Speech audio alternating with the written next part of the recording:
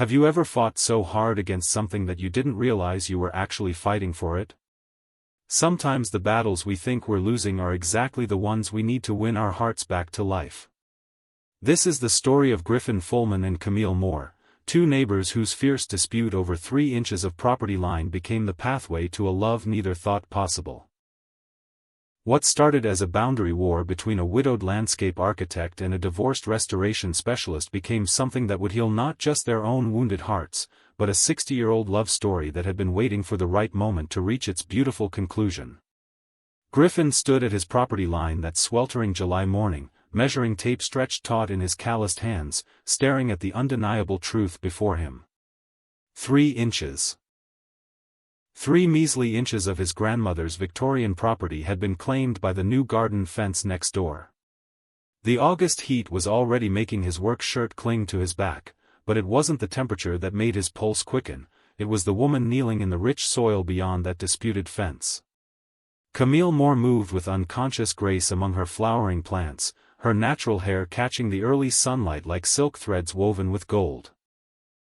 Earth stained her fingertips as she tended to a struggling rose bush, her touch both gentle and determined.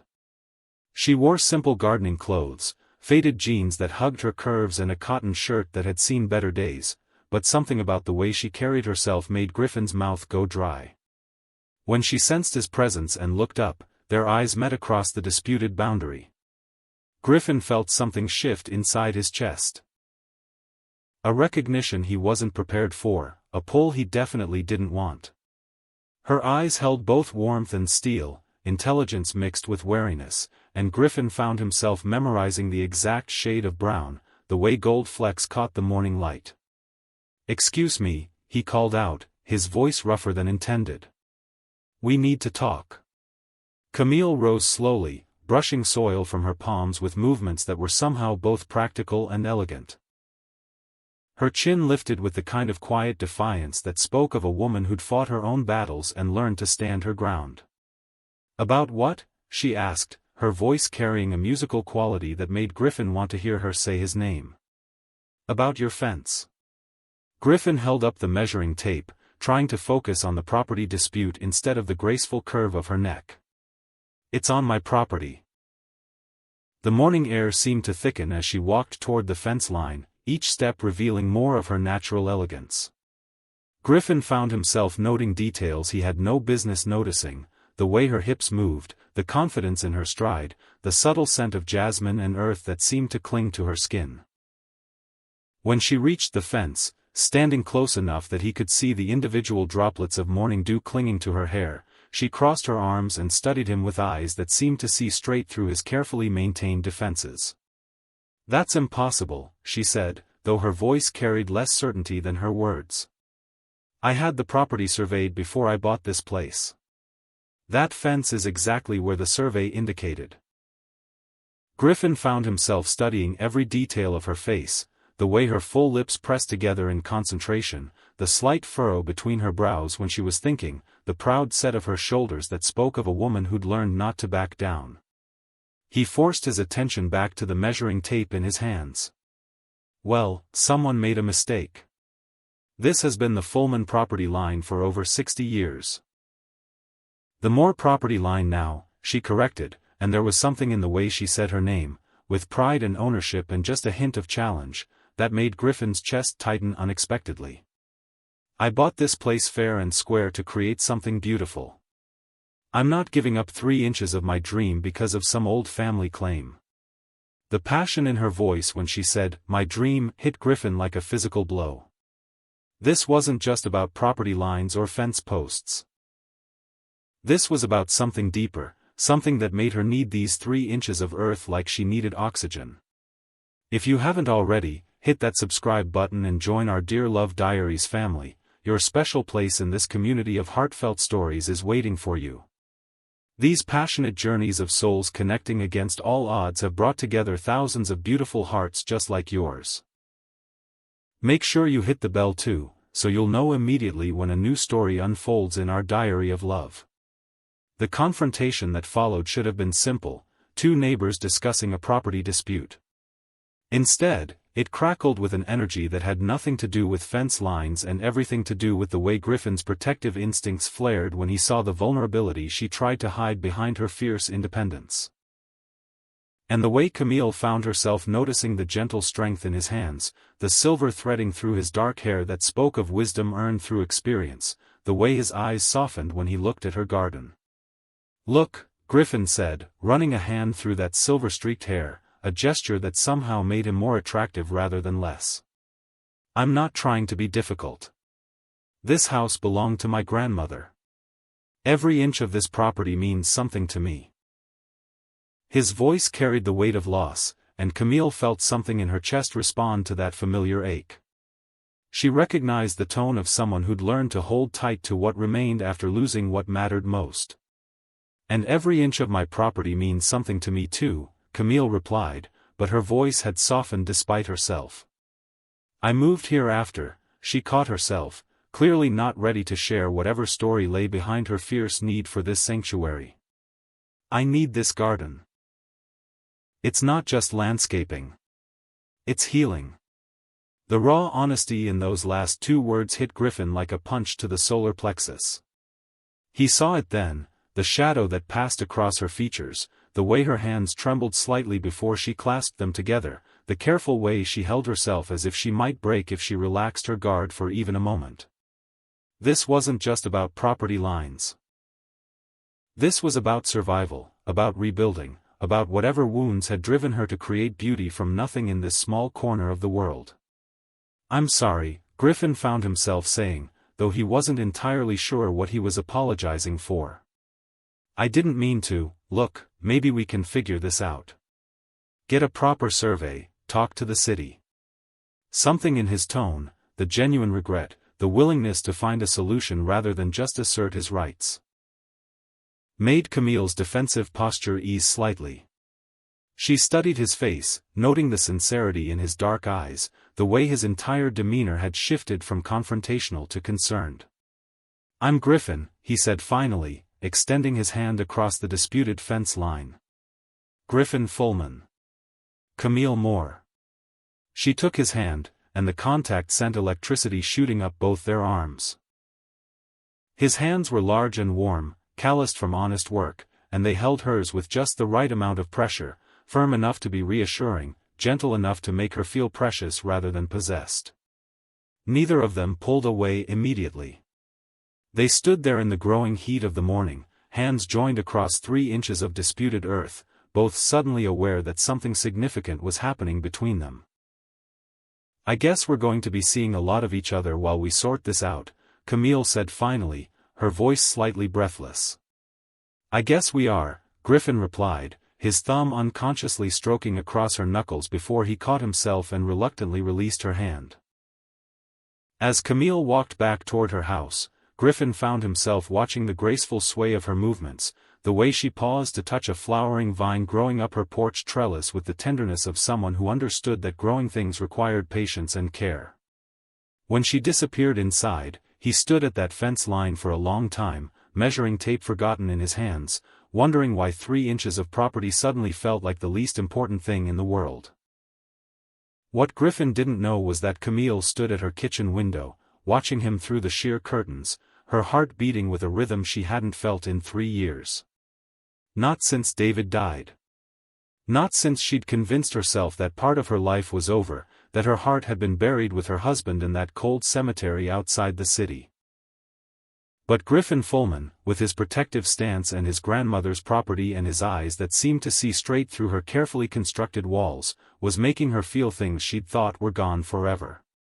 The way he'd looked at her garden with genuine appreciation, the way his voice had gentled when he'd seen her vulnerability, the electric shock of his touch when they'd shaken hands, it all pointed to possibilities she wasn't sure she was brave enough to explore. And that terrified her more than any property dispute ever could. Griffin walked back to his Victorian house, the measuring tape coiled in his palm, trying to shake off the unexpected encounter. The house had been his sanctuary since the divorce 3 years ago, a place where he could lose himself in restoration work and forget about the ways he'd failed at love. Every room bore witness to his careful attention. Original hardwood floors restored to their former glory, period-appropriate wallpaper hung with museum-quality precision, architectural details preserved and highlighted with the devotion of someone who understood that some things deserve to last. His ex-wife Sharon's parting words still echoed in quiet moments, "You'll always love your old buildings more than you could ever love me." Maybe she'd been right. Buildings didn't leave. They didn't demand more than he could give. They didn't require the kind of emotional availability that seemed to be beyond his capacity. They just needed patience, skill, and dedication, things Griffin had in abundance. But as he climbed the steps to his wraparound porch, Griffin found himself glancing back toward Camille's property. She'd emerged again, this time carrying a watering can, moving among her plants with the kind of focused attention he usually reserved for his restoration projects. There was something about the way she touched each leaf, each bloom, that spoke of deep understanding, the same understanding he felt when his hands worked with century-old wood or original brick. "Griffin, honey, was that shouting I heard?" His mother Violet's voice called from the kitchen window. At 78, she still insisted on staying in the guest cottage behind his house, claiming she needed to keep an eye on him. The truth was, they kept an eye on each other, two people who'd learned that family meant showing up even when, especially when, it wasn't convenient. "Just a property line discussion, Mom," he called back, settling onto his porch steps with the measuring tape still clutched in his hand. "Discussion or argument?" Violet appeared at the screen door, her silver hair perfectly styled despite the early hour, her sharp blue eyes missing nothing. "Because that sounded like an argument to me. And about time too, you need more arguments in your life." Griffin nearly choked on his coffee. "I need more arguments? You need more passion, period." Violet stepped onto the porch, studying him with the penetrating gaze that had seen him through 45 years of life, including a childhood marked by his parents' deaths and an adulthood marked by his own romantic failures. "When's the last time you cared enough about something to raise your voice? Besides those dusty old buildings?" "The buildings aren't dusty," Griffin protested, though he knew what his mother was really asking. When had he last felt strongly enough about anything, anyone, to fight for it? Work passion isn't the same as life passion, and you know it.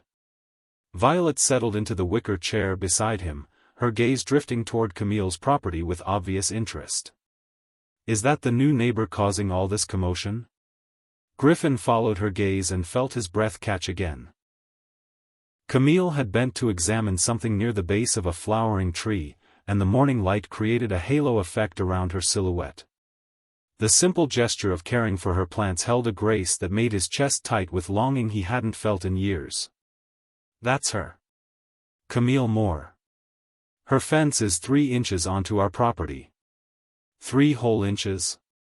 Violet's eyebrows rose with theatrical alarm. "My goodness, we might have to call the National Guard." "Mom."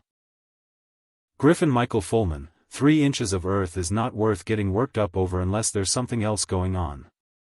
Violet's voice held the kind of knowing tone that had always made Griffin feel like she could read his thoughts. "Something tells me this isn't really about property lines." Before Griffin could respond, movement caught his eye. Camille had straightened and was looking directly at them, her hand shading her eyes against the morning sun. For a moment, their gazes locked across the gardens, and Griffin felt that same flutter in his chest, part attraction, part recognition, part something he couldn't name but that felt dangerously like hope. Then a young man appeared beside her, tall and lanky with features that clearly marked him as her son. Griffin felt an unexpected pang at the sight. Not jealousy, exactly, but a complicated mix of emotions that included longing and loss and the reminder that Camille had a whole life he knew nothing about. "She has a kid," Griffin murmured, not sure why that observation felt so significant. "So did you once," Violet said gently, her voice carrying the weight of shared memory. "Different circumstances, I know, but you understand what it means to protect what matters most." Griffin did understand. His stepson Jake had been 8 when he married Sharon, 15 when she took him away in the divorce. Griffin had tried to maintain a relationship, sending birthday cards and graduation gifts, calling on holidays until the conversations became too awkward and painful for both of them. The loss still ached in quiet moments, a reminder of all the ways love could slip through your fingers if you didn't hold tight enough, or if you held too tight. "I should get to work," Griffin said, rising from the steps.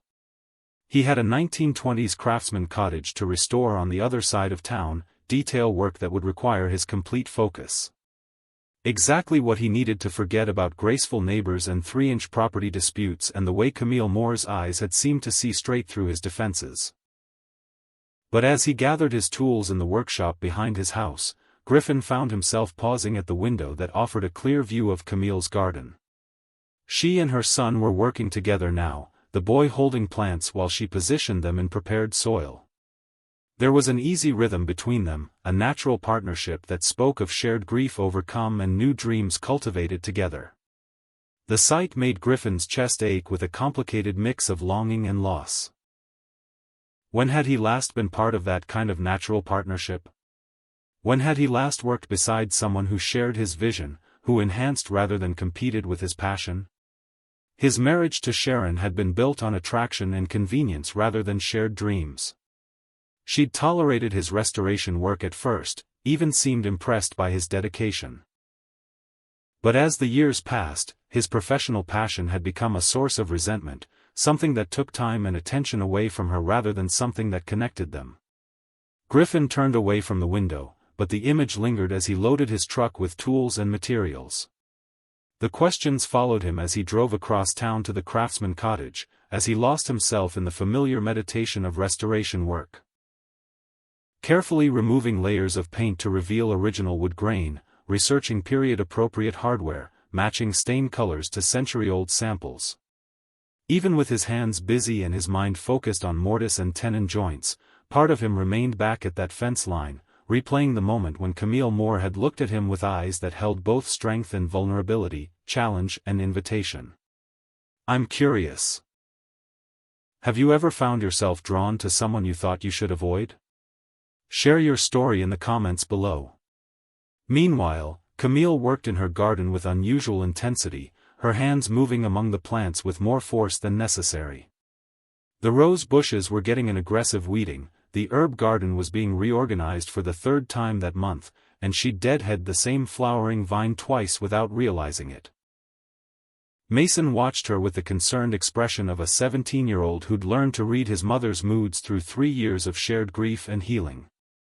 At 17, he'd developed the kind of emotional intelligence that came from losing a parent too young and having to help the surviving parent navigate the aftermath. "Mom, you're going to uproot that entire flower bed if you keep going like that," he said, settling cross-legged on the grass beside her with the easy grace of youth. Camille sat back on her heels, realizing she'd been attacking the weeds with unprecedented aggression.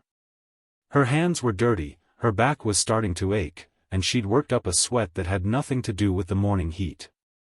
"Sorry. I'm just frustrated about the property line thing." "Is that what this is about?"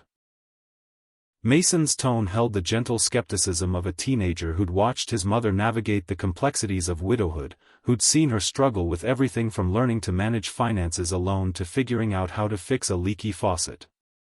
"Because it seemed like there was more going on when you two were talking." "There wasn't more going on," Camille said quickly. Too quickly, and they both knew it.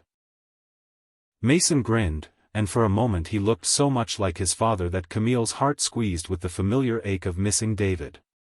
The same intelligent eyes, the same ability to see through her deflections, the same gentle way of pushing her toward truths she wasn't ready to admit. "He seems nice," Mason offered, his tone carefully casual. "Mr. Fullman. When I locked myself out last week and you weren't home yet, he helped me figure out how to get in through the back door.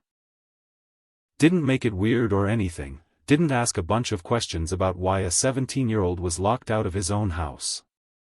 Just helped." Camille looked up sharply, her hands stilling in the soil. "You didn't tell me that. Because I knew you'd worry about bothering the neighbors or owing someone something." Mason's expression grew more serious, taking on the weight that sometimes reminded Camille that her son had been forced to grow up too fast. "Mom, it's okay to let people help sometimes. It's okay to like people."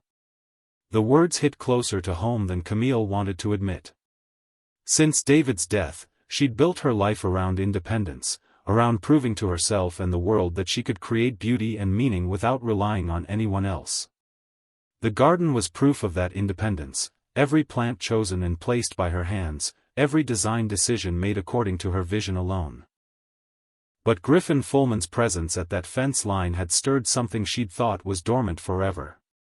The way he'd looked at her garden with genuine appreciation rather than polite interest. The way his voice had softened when he'd seen her vulnerability, as if her pain mattered to him despite the fact that they were strangers. The electric shock of his touch when they'd shaken hands, reminding her that her body was still capable of responding to masculine presence. "I'm not ready," she whispered, the words slipping out before she could stop them. Mason reached over and squeezed her dirt-stained hand with fingers that were getting stronger every year, that reminded her daily that her little boy was becoming a man. "Dad would want you to be happy, Mom. He told me so, that last day in the hospital. He made me promise to remind you of that when you were ready to hear it." Tears blurred Camille's vision as she looked at her son. This young man who'd somehow grown wise beyond his years through loss and love, who carried his father's memory not as a burden but as a gift to be shared. "When did you get so smart?" she asked, her voice thick with emotion. "Good genetics," Mason said, echoing one of David's favorite phrases with a grin that was both heartbreaking and healing. "And a mom who taught me that growing things requires patience, but it also requires the courage to plant seeds even when you're not sure what's going to bloom." As if summoned by their conversation, the sound of Griffin's truck rumbled past on his way to work. Camille found herself watching it disappear around the corner, her heart beating with a rhythm that felt dangerously like hope. That evening, as the summer heat finally began to ease into something bearable, Camille found herself working late in her garden. The ritual of watering, pruning, and tending had become her meditation over the past 3 years, her way of processing the day's emotions and planning tomorrow's growth. The garden responded to her care with the kind of unconditional beauty that had helped heal her heart when nothing else could reach the depths of her grief. She'd just finished misting her rose bushes when she heard the sound of Griffin's truck returning, saw the headlights sweep across her garden as he pulled into his driveway. The workday was over, but instead of the satisfaction she usually felt at this time of evening, Camille found herself restless, unsettled by thoughts of the man next door. She should have gone inside. Should have avoided any chance of another encounter until she'd sorted through the confusing tangle of feelings he'd stirred up. Instead, she found herself lingering by the fence line, ostensibly checking the evening glory vines that had begun to climb the disputed border but actually hoping for another glimpse of her intriguing neighbor. Griffin emerged from his truck looking tired but satisfied, wood shavings clinging to his work shirt, tool belt slung over his shoulder with the casual ease of someone who'd worn it every day for decades.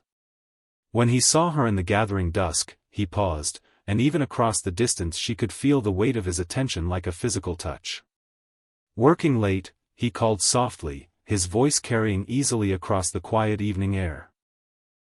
"Plants don't keep business hours," she replied, surprised by how natural the conversation felt despite the morning's tension. Griffin walked toward the fence with unhurried but purposeful steps, and in the softer light of evening, he looked different, less like a property-defending neighbor and more like a man who understood the satisfaction of working with his hands to create something meaningful. His shirt was open at the collar, revealing a glimpse of chest hair that was more salt than pepper, and there was something incredibly attractive about the way he moved through the world with quiet confidence. "I wanted to apologize for this morning," he said when he reached the fence line, his hands resting on the top rail just inches from where hers gripped the same wood. "I came on too strong. This property thing, it's complicated for me." The admission surprised Camille with its honesty. She'd expected defensiveness, maybe another argument about surveys and property rights. Instead, Griffin was offering vulnerability, an explanation rather than an excuse. "Complicated how?" she asked, genuinely curious now. Griffin was quiet for a long moment, his fingers tracing patterns in the wood grain of the fence rail. In the fading light, his profile looked almost classical, the kind of strong jaw and noble nose that belonged on ancient coins or heroic statues. "My grandmother raised me after my parents died in a car accident when I was 12, he said finally, his voice carrying the weight of old grief transformed into something bearable. "This house, this land, it's all I have left of her. When I see that 3 inches, I don't see a property dispute. I see a piece of her legacy being taken away." The raw honesty in his voice made Camille's chest tighten with recognition.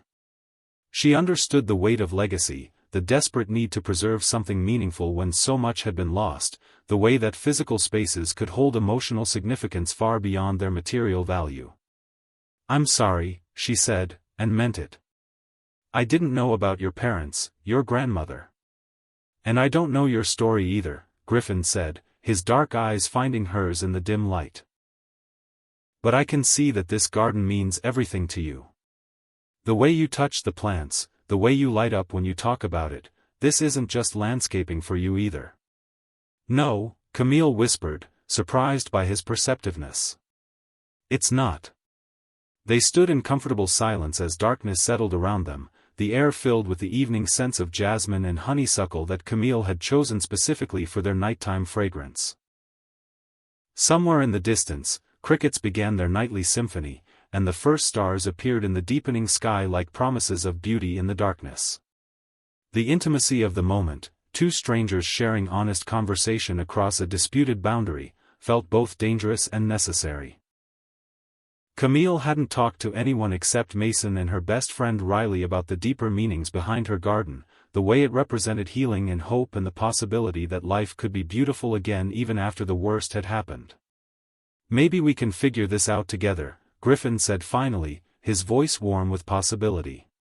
"Get a proper survey, see what the actual property lines really are. Work from facts instead of assumptions." "I'd like that," Camille replied, and meant it. There was something about Griffin Fulman, about the way he'd apologized without defending his position, the way he'd acknowledged her pain without dismissing his own, that made her want to trust him. It was a dangerous feeling for a woman who'd learned that trusting the wrong person could cost everything, but not an unwelcome one. "Good." Griffin's smile was visible even in the dim light, transforming his face from merely handsome to something that made her pulse quicken. "I'll call the surveyors tomorrow." As he turned to go, Camille found herself speaking before she could think better of it. "Griffin? Thank you. For helping Mason last week. He told me tonight." Griffin paused, looking back at her with an expression she couldn't quite read in the darkness. "He's a good kid. You've done something right there." "We've done something right," Camille corrected gently. "His father and I. Before." She trailed off, not ready to finish that sentence, not ready to speak David's death into this fragile moment. But Griffin nodded as if he understood exactly what she meant. "Loss changes everything, doesn't it? Makes you hold on tighter to what remains." "Yes," Camille whispered, surprised by the relief of being understood without having to explain. "It does." They said goodnight across the fence line, and Camille watched Griffin walk back to his house, noting the way he paused to check on the light glowing in his mother's cottage, the gentle way he called out to let Violet know he was home safe. These small acts of care spoke to the man beneath the protective exterior, the man who understood duty and devotion in ways that reminded her painfully and beautifully of David. Inside her house, Camille moved through her evening routine with unusual awareness of the sounds from next door, Griffin's shower running, the murmur of his voice as he spoke with his mother, the gentle closing of doors as the house settled into nighttime quiet. For 3 years, she'd grown accustomed to the solitude of her own space, the predictable rhythms of single motherhood and independent living. But tonight, the awareness of Griffin's proximity felt like both a promise and a threat. A promise that she might not have to navigate every challenge alone, that there might be someone willing to stand beside her while she figured out this next chapter of her life. A threat that the carefully constructed walls around her heart might not be as impenetrable as she'd believed. As she finally turned off her lights and headed upstairs, Camille caught herself pausing at her bedroom window, which offered a view of Griffin's house through the branches of the oak tree that grew along their shared property line. A single light glowed in what appeared to be his workshop, and she could see his silhouette moving among tools and projects, lost in the kind of focused work that she recognized from her own gardening sessions. Two people, she realized, both trying to create beauty from the remnants of loss. Both holding on to the past while tentatively reaching toward an uncertain future. Both standing at opposite sides of a fence line that might represent much more than 3 inches of disputed earth. The thought followed her into sleep, where dreams mixed property surveys with gentle hands and voices that promised understanding without requiring surrender. And in those dreams, 3 inches of disputed boundary became a bridge rather than a barrier, leading to possibilities she wasn't quite ready to imagine in the daylight but couldn't seem to stop hoping for in the darkness. Chapter 2. The morning of the survey arrived with the kind of oppressive heat that promised another sweltering summer day. Griffin had spent the night tossing restlessly, alternating between anticipation of settling the boundary dispute and an inexplicable nervousness about spending extended time with Camille Moore. He'd arranged for Peterson, the most thorough surveyor in the county, to resolve the matter definitively. Though if he was honest with himself, part of him hoped the process would take longer than strictly necessary. As he emerged from his house with his morning coffee, Griffin caught sight of Camille stepping onto her back porch. She wore work clothes again, fitted jeans that showed off her curves and a soft blue cotton shirt that brought out the warmth in her dark eyes. Her hair was pulled back in a practical ponytail, but rebellious curls had already begun escaping to frame her face in the humid air. Even from across the yard, Griffin could see the slight tension in her shoulders that suggested she was as nervous about this day as he was. "Morning," she called, her voice carrying a warmth that made his pulse quicken despite the early hour. "Morning," Griffin replied, trying not to notice how the morning light made her skin glow or how her smile seemed to chase away the lingering shadows from his restless night. "Peterson should be here any minute." "I'll be ready," Camille said, then hesitated. "Griffin? Whatever we find out today, I want you to know that I appreciate how reasonable you've been about this whole thing." The sincerity in her voice made Griffin's chest tighten with something that felt dangerously like affection. "Thank you for saying yes to the survey in the first place. Not everyone would have been so cooperative about a property dispute." They were interrupted by the arrival of Peterson's white truck, followed by a second vehicle carrying his assistant and equipment. The surveyor himself was a methodical man in his 50s, with the kind of precise manner that inspired confidence in property owners and dread in anyone hoping for a quick resolution. "Mr. Fullman, MS. Moore," Peterson nodded to each of them as he began unloading his transit and measuring tools. "Beautiful morning for this kind of work. Should have everything sorted out for you in a few hours." As Peterson set up his equipment, both Griffin and Camille found themselves drafted into helping. Clearing vegetation from reference points, holding measuring rods steady, and generally serving as extra hands for the increasingly complex process of determining exactly where one property ended and another began. "I'll need you both to hold this measuring tape steady while I take the initial reading," Peterson instructed, handing Griffin one end while directing Camille to walk 20 feet away with the other end. Griffin positioned himself at the first reference point while Camille walked to her assigned spot, the bright yellow measuring tape stretching between them like a physical connection. As Peterson fiddled with his transit, adjusting levels and checking angles, they found themselves waiting in the growing heat, forced into proximity and cooperation. "Hot morning for this kind of work," Camille observed, pushing a strand of hair back from her face with her free hand. Griffin watched the gesture with more attention than it warranted, noting the graceful curve of her wrist, the way perspiration was already beginning to glisten on her forehead. "Could be worse," Griffin replied, then found himself offering her his water bottle. "Could be raining." She accepted the bottle gratefully, tilting her head back to drink.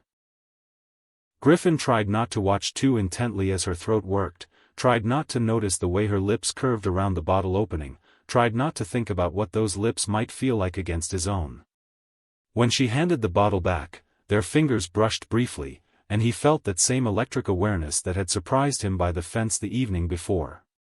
"Thank you," she said softly, and something in her tone suggested she was thanking him for more than just the water. "Mr. Fullman, I need you to move about 3 feet to your left," Peterson called out, oblivious to the charged moment unfolding between his temporary assistants. "Ms. Moore, you stay exactly where you are." As Griffin adjusted his position, he couldn't help but notice how competently Camille handled her end of the measuring tape, keeping it taut and level without needing constant instruction. There was something incredibly attractive about her professional competence, the way she approached even this mundane task with the same focused attention she gave her garden. "So what kind of work do you do?" Griffin found himself asking during another waiting period, genuinely curious about the woman who'd managed to captivate his attention so completely. "Landscape architecture," Camille replied, and Griffin caught the note of pride in her voice. "Commercial mostly, though I've been doing more residential projects since we moved here." "What about you?" "Architectural restoration. Historic buildings, mostly Victorian and Craftsman era." "That explains the house," Camille said, glancing toward his meticulously maintained Victorian with obvious appreciation. "It's absolutely beautiful. The detail work on the gingerbread trim is incredible, you can tell it's been restored with real understanding of the original craftsmanship."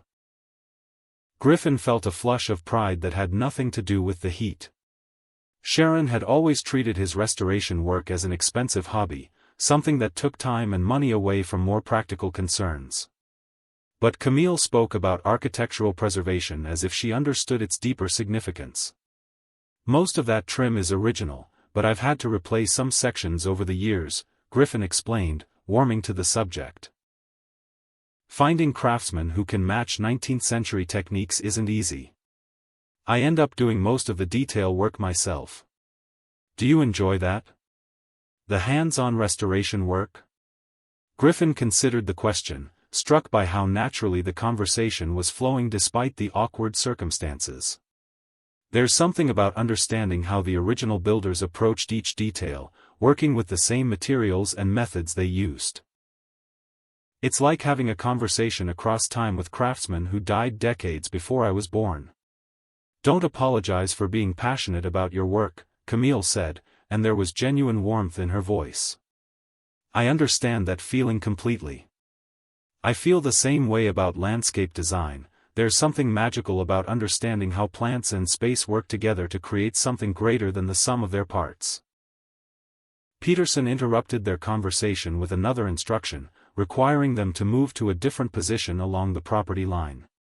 As they worked their way around the disputed area, Griffin found himself stealing glances at Camille, noting the way she unconsciously touched plants as she passed them, the way she seemed to know instinctively how to move through garden space without disturbing the growing things. The physical work in the heat was beginning to take its toll on both of them. Griffin's shirt was damp with perspiration, clinging to his chest and shoulders in ways that made Camille's mouth go dry whenever she caught sight of him. She found herself periodically wiping her brow with the back of her hand, trying to ignore the way Griffin's eyes followed the gesture with obvious appreciation. "This is taking longer than I expected," Camille murmured during another waiting period, adjusting her grip on the measuring rod they were both holding steady. "Peterson's thorough," Griffin replied, close enough now that she could catch the subtle scent of his aftershave mixed with honest perspiration. "Better to get it right the first time." They stood in the minimal shade cast by a large oak tree, both focused on keeping the equipment steady while Peterson took his readings from various angles. Griffin was acutely aware of Camille's proximity, the way her breathing had deepened from the physical work, the unconscious grace with which she maintained her position despite the awkward angle required, the way tiny droplets of perspiration gathered at her hairline and made him want to brush them away with his fingertips. "Folks, I'm going to need that ladder moved about 10 feet closer to the fence line," Peterson called out, gesturing toward the tall measuring ladder his assistant had been using to take elevation readings. Griffin moved to one side of the ladder while Camille positioned herself on the other, their hands gripping the aluminum sides as they lifted and moved the equipment together. The ladder was heavier than it looked, requiring them to work in perfect synchronization to avoid dropping it or losing their balance on the uneven ground. "Easy does it," Griffin murmured, his voice low and intimate despite the practical nature of their task. "I've got this side," Camille replied, and Griffin felt the strength in her grip, the way she instinctively matched his movements to keep the ladder stable. As they set the ladder down in its new position, Peterson climbed up to take readings from the higher vantage point. Griffin and Camille remained at the base, their hands still gripping the ladder sides, both acutely aware that they were now standing close enough to touch, close enough that Griffin could count the individual freckles scattered across Camille's nose, close enough that Camille could see the flecks of gold in Griffin's dark eyes. A slight breeze stirred the leaves above them, causing the ladder to sway just enough to require their full attention. Griffin tightened his grip, his arms straining to keep the equipment steady, when Camille stepped closer to help. Her body was suddenly pressed against his side, her shoulder tucking under his arm, her hip aligned against his thigh. "I've got you," she said softly, though whether she was talking about steadying the ladder or something else entirely, neither of them was sure. Peterson called down another instruction, requiring them to shift the ladder's position slightly. As they moved together, adjusting their grip and taking small steps in perfect unison, Griffin became hyper-aware of every point of contact, the way Camille's breast brushed against his arm when she reached higher on the ladder, the synchronized rhythm of their breathing, the moment when she looked up at him to coordinate their movements and their faces were suddenly inches apart. Time seemed to slow as their eyes met. Griffin felt his breathing deepen, felt the ladder's weight become secondary to the weight of Camille's gaze. He could see the way her pupils had dilated slightly, could feel the way her breath quickened as she became aware of their proximity. The scent of her jasmine perfume mixed with the honest sweat of physical work created an intoxicating combination that made his head spin. "Steady as she goes up there," Peterson called from above, completely oblivious to the charged moment unfolding below him. But Griffin and Camille were steady, steadier than either had felt in years. The physical work, the shared heat, the necessity of cooperation had dissolved the last pretenses between them. In that moment, holding the ladder together under the blazing sun, their bodies aligned in perfect synchronization, they acknowledged without words what had been building since their first contentious meeting. Camille's lips parted slightly, and Griffin felt himself leaning imperceptibly closer, drawn by something stronger than gravity. The morning heat seemed to intensify around them, creating a cocoon of intimacy that made the rest of the world fade into background noise. He could feel the rapid beating of his own heart echoing in his ears, could see the way Camille's breathing had become shallow and quick. "Perfect, coming down now," Peterson announced, and the spell broke. Griffin and Camille stepped apart, both breathing harder than the physical work warranted. As Peterson descended the ladder with his usual methodical precision, they busied themselves with coiling measuring tapes and organizing equipment, neither quite able to meet the other's eyes directly. "Well, that should do it for the field work," Peterson announced, consulting his notes with the satisfaction of a man who took pride in thorough measurement. "I'll have the official survey completed and filed with the county by tomorrow afternoon, but I can tell you preliminarily that the fence is indeed 3 inches onto the Fullman property." Griffin felt a moment of vindication quickly followed by an unexpected pang of loss. If the survey confirmed his claim, would that end these moments of forced proximity with Camille? Would they return to being polite neighbors who exchanged pleasantries over a correctly positioned fence? 3 inches, Camille repeated, her voice carefully neutral, though Griffin caught the note of disappointment underneath. "It's an easy fix," Peterson continued, packing his equipment with the same methodical precision he brought to everything. "The fence can be moved back to the correct line, or if both parties agree, you can file for a minor boundary adjustment for a small fee. Happens all the time with these older properties where the original surveys weren't as precise as modern methods." Griffin looked at Camille, trying to read her expression in the harsh morning light. The fierce defensiveness from their first meeting was gone, replaced by something more complex, disappointment mixed with resignation, but also something that looked dangerously like relief. "We'll figure it out," Griffin said finally, his eyes never leaving Camille's face. "Thanks for your thorough work, Peterson." After the surveyor packed up and left, Griffin and Camille stood alone in the heat, both suddenly aware that the morning's forced cooperation was over. The official measurement had been taken, the boundary established, the dispute technically resolved. But neither seemed eager to return to their separate properties. "So," Camille said finally, her voice carrying a note of humor that made Griffin's chest tighten with affection. 3 inches. 3 inches, Griffin confirmed, stepping closer to the fence line instead of away from it. "For what it's worth, I'm sorry you'll have to move the fence." "Are you?" Camille asked, and there was something in her tone, a note of challenge mixed with invitation, that made Griffin look at her more closely. "Actually," he admitted, surprised by his own honesty, "I'm not sure I am sorry. Not anymore." Camille's smile was slow and transformative, lighting up her entire face in a way that made Griffin's breath catch. "Good.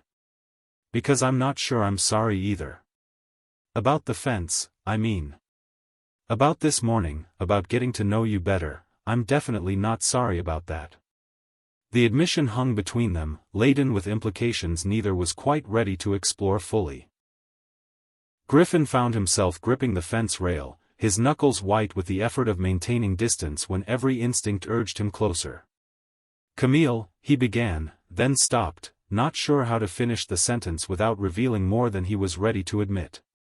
"I know," she said softly, her own hands coming up to grip the fence rail just inches from his. "I feel it too. This thing between us, whatever it is."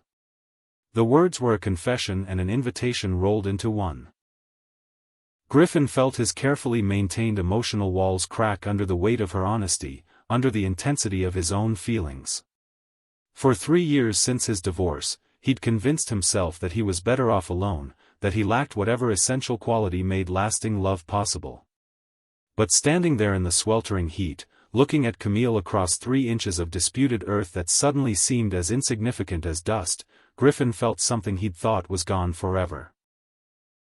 The desire to risk his heart again. "This is complicated," he said, his voice rough with emotion. "Very complicated," Camille agreed, her thumb tracing small circles on the fence rail. "I haven't, since my husband died, I haven't felt." "I know." Griffin's voice was gentle, understanding. "My divorce wasn't exactly amicable. I've been telling myself I'm not good at this relationship thing, that I'm better off focusing on my work and leaving love to people who actually know what they're doing." "Maybe we're both overthinking it," Camille suggested, her eyes bright with possibility. "Maybe we just see what happens, take it one day at a time. No pressure, no expectations beyond what feels right in the moment." Griffin nodded, feeling something ease in his chest for the first time in months. "One day at a time. I think I can handle that." As if to seal their tentative agreement, thunder rumbled in the distance. Both looked up to see dark clouds gathering on the horizon, promising the kind of sudden summer storm that could turn the day upside down in minutes. "Looks like rain," Camille observed, though she made no move to head for shelter. "Looks like a lot of rain," Griffin agreed, noting the way the wind had picked up, sending leaves skittering across both their properties and bringing the scent of moisture and ozone that promised relief from the oppressive heat. They should have said goodbye then, should have retreated to their respective houses to wait out the approaching storm. Instead, they lingered by the fence line, both reluctant to break the fragile connection that had formed between them over the course of the morning. The first fat raindrops began to fall just as Mason appeared at Camille's back door, clearly having been watching the weather radar on his phone. "Mom, you better get inside," he called, his voice carrying the concern of a teenager who'd learned to be protective of his mother. "The weather app says this is going to be a big one." Camille waved acknowledgement to her son, then turned back to Griffin with obvious reluctance. "I should go." "Yeah, me too," Griffin said, but he didn't move from the fence line. The rain began in earnest then, fat drops that quickly turned into a steady downpour. Griffin watched as Camille ran toward her house, her graceful movements even more pronounced as she navigated the sudden deluge. Her shirt quickly became soaked, clinging to her curves in ways that made his mouth go dry despite the cooling rain. At her back door, she paused and looked back at him through the curtain of rain. Even from that distance, even with water streaming down both their faces, Griffin felt the pull of her gaze like a physical force. She raised her hand in a wave that felt like a promise, then disappeared inside her house. Griffin stood in the rain for several moments longer, letting the cool water soak through his work shirt, wash away the heat and dust of the morning survey work. But it couldn't wash away the memory of Camille's body pressed against his as they steadied the ladder, couldn't cool the fire that had ignited when she'd looked at him with such open honesty. The storm intensified around him, but Griffin felt oddly peaceful standing there in the downpour. 3 inches of property might have been officially measured and disputed, but something much more significant had been discovered in the process.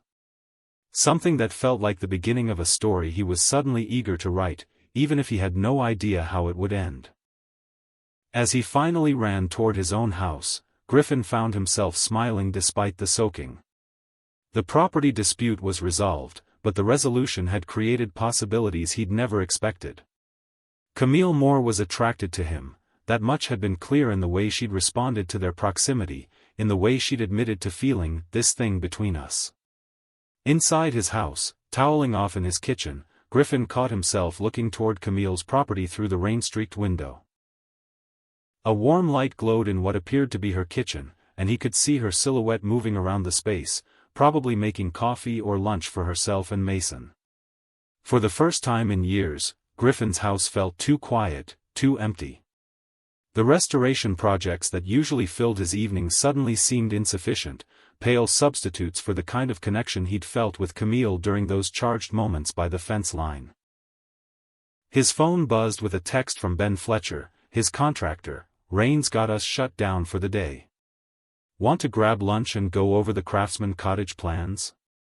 Griffin typed back, "Rain check." Something came up. Something had come up, all right. Something that felt like the ground shifting beneath his feet, like the careful boundaries he'd drawn around his heart dissolving as surely as the property line Peterson had measured that morning. As the storm continued to rage outside, Griffin found himself wondering what Camille was doing in her warm, lit kitchen. Was she thinking about their conversation? About the moment when their bodies had been pressed together as they steadied the ladder? About the way they'd stood in the rain, neither willing to be the first to break away? The questions followed him through the afternoon, through the rhythm of the storm against his windows, through the gradual clearing of the skies toward evening. And when the sun finally broke through the clouds, painting everything in golden light, Griffin knew with absolute certainty that 3 inches of earth was the least of what had been surveyed and measured that day. Something much more important had been mapped out in the space between them. The territory of attraction, the boundary lines of possibility, the careful measurements of 2 hearts learning to trust again. And unlike the property dispute, this was one boundary Griffin had no interest in defending. Chapter 3. The days following the survey settled into a rhythm that felt both achingly familiar and thrillingly new. Griffin and Camille found themselves drawn to their shared fence line like magnets, creating excuses to linger in each other's orbit during morning coffee routines and evening garden work. The 3-inch boundary dispute remained technically unresolved, but neither seemed in any hurry to address it. As if they both understood that fixing the fence might somehow break the spell that had been cast between them. Griffin discovered that Camille's morning ritual included not just deadheading roses, but a careful inspection of every plant in her garden, her coffee growing cold on the back porch steps while she lost herself in the meditative work of tending growing things. He began timing his own morning routine to coincide with hers, finding reasons to check his mailbox or water his grandmother's heritage roses just as Camille emerged with her steaming mug. Camille learned that Griffin's workshop light stayed on late into the night, and the gentle sounds of his restoration work, the whisper of sandpaper against wood, the careful tap of hammer against chisel, had become a comforting backdrop to her own evening routines. Sometimes she would sit by her bedroom window with a book, not really reading, just listening to the evidence of his presence next door and marveling at how quickly the sound of another person's life had become essential to her sense of peace. "You're hovering again," Violet observed one morning as Griffin stood at his kitchen window, ostensibly checking the weather but actually watching Camille tend her herb garden with the focused attention of a man memorizing scripture. "I'm not hovering," Griffin protested, though he didn't move away from the window. "I'm observing garden maintenance techniques." Violet joined him at the window, her knowing smile evident in her reflection on the glass. "And what have these garden maintenance techniques taught you about that lovely woman who's got you checking the window every 5 minutes?"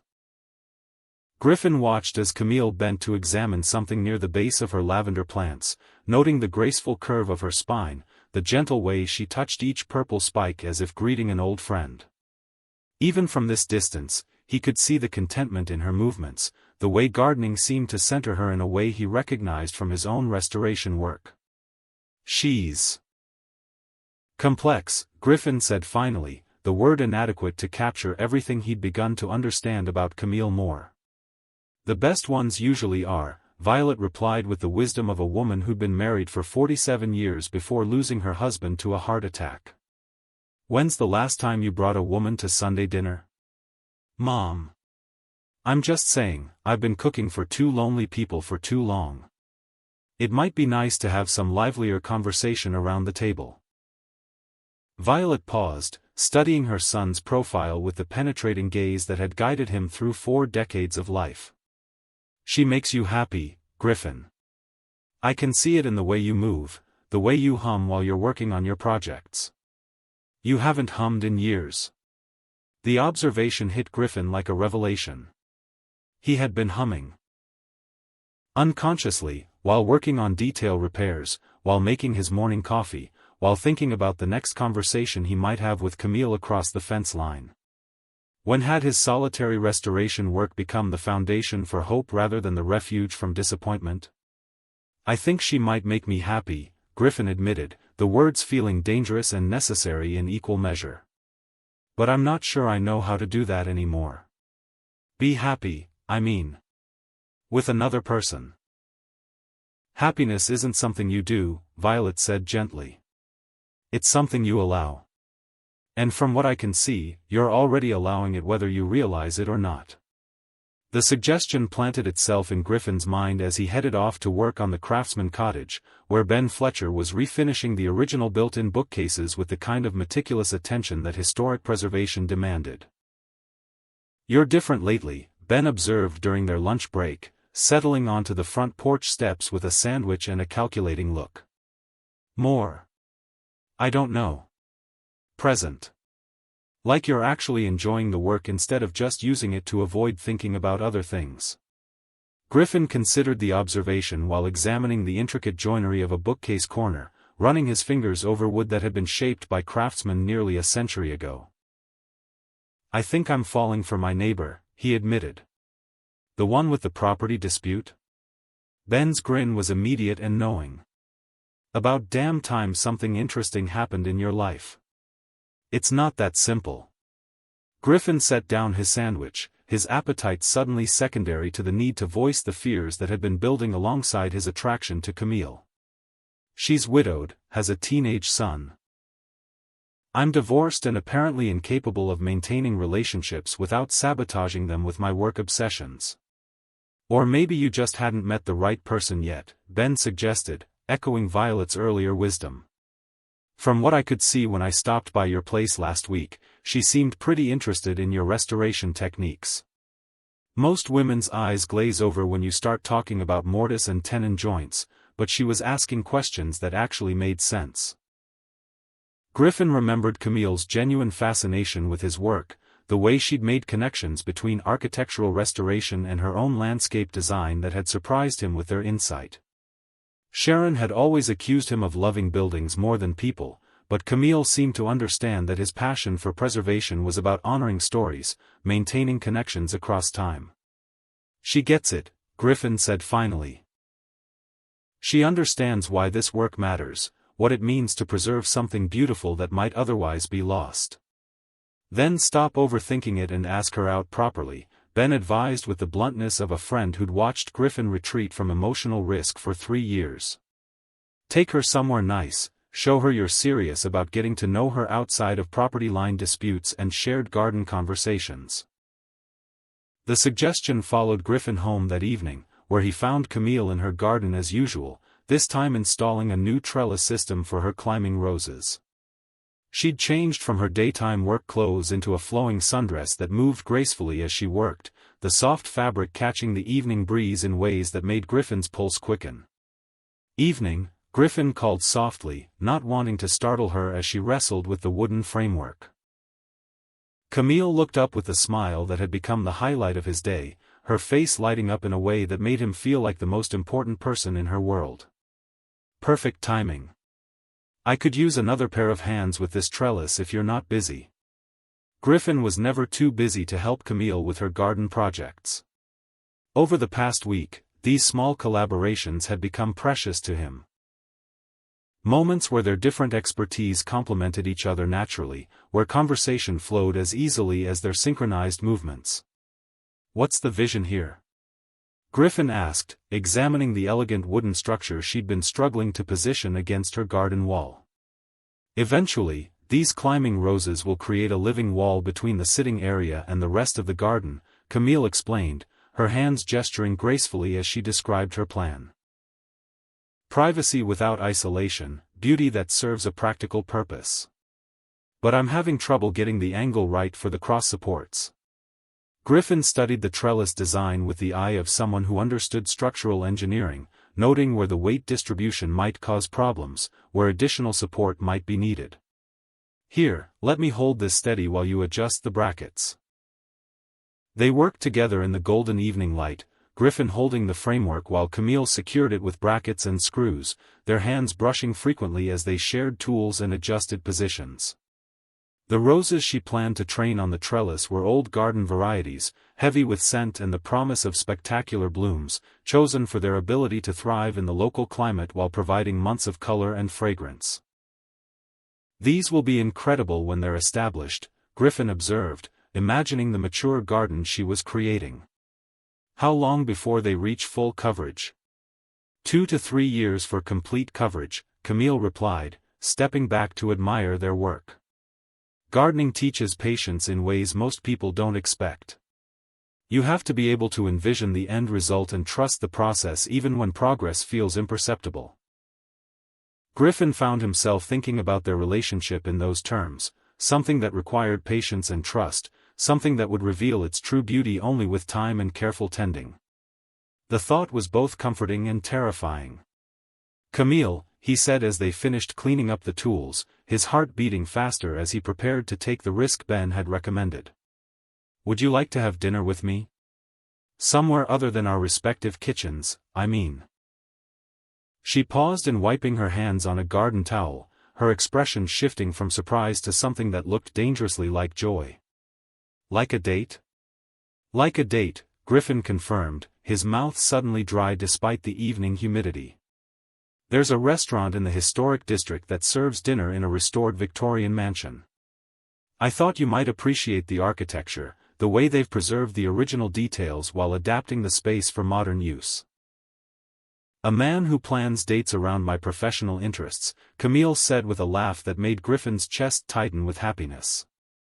"You certainly know the way to a landscape architect's heart." The phrase, "to a landscape architect's heart," hung in the evening air between them, laden with implications neither was quite ready to acknowledge fully. Griffin felt his pulse quicken at the casual way she'd said, "heart," as if it might actually be within his reach someday. "Is that a yes?" he asked, trying to keep his voice steady despite the way hope was blooming in his chest like one of her carefully tended roses. "That's definitely a yes," Camille replied, her smile radiant with possibility. "When? Saturday night? If that works with your schedule." "Saturday night is perfect." They stood by the newly installed trellis as the evening light faded around them, both aware that they'd crossed another threshold. The survey had been about acknowledging attraction. This dinner invitation was about choosing to act on that attraction, about moving forward together despite their fears and uncertainties. Griffin? Camille's voice was soft in the gathering darkness. Yeah. Thank you for being patient with me. With this. She gestured between them, her hand encompassing the space where attraction and hesitation met in delicate balance. I know I'm probably more complicated than you bargained for when you just wanted to resolve a property dispute. Griffin stepped closer, his hands coming up to frame her face with the gentle reverence she'd begun to associate with his touch. Camille, you're not complicated. You're careful, and you're thoughtful, and you've been through something that would break a lot of people. The fact that you're still brave enough to consider letting someone new into your life, that's not complicated. That's miraculous. The kiss that followed was deeper than their previous tentative explorations, more certain, flavored with the promise of Saturday night and all the conversations yet to come. Camille's arms came up around Griffin's neck, her fingers tangling in his hair as she kissed him with the passion she'd been holding back for weeks. When they finally broke apart, both were breathing unsteadily. Griffin rested his forehead against Camille's, his hands still framing her face, his thumbs tracing gentle circles on her cheekbones. Saturday can't come fast enough, Camille murmured against his lips. Saturday, Griffin agreed, the word feeling like a covenant between them. But as Griffin walked back to his house that evening, looking forward to the future in a way he hadn't since his divorce, he had no idea that Saturday would bring more than just their first official date. Saturday would bring the arrival of someone from his past, someone who would test everything he and Camille were building together. Inside his house, Griffin found Violet waiting with tea and the kind of knowing expression that had been making him nervous since childhood. So, she said without preamble, settling into her favorite armchair with the satisfaction of a woman who'd been right about something important. When do I get to meet her properly? Griffin accepted the tea and settled into the chair across from his mother, recognizing the inevitability of this conversation. We're having dinner Saturday night. First official date. About time. Violet's approval was evident in every line of her face. I've been watching you two dance around each other for weeks. It's been better entertainment than my soap operas.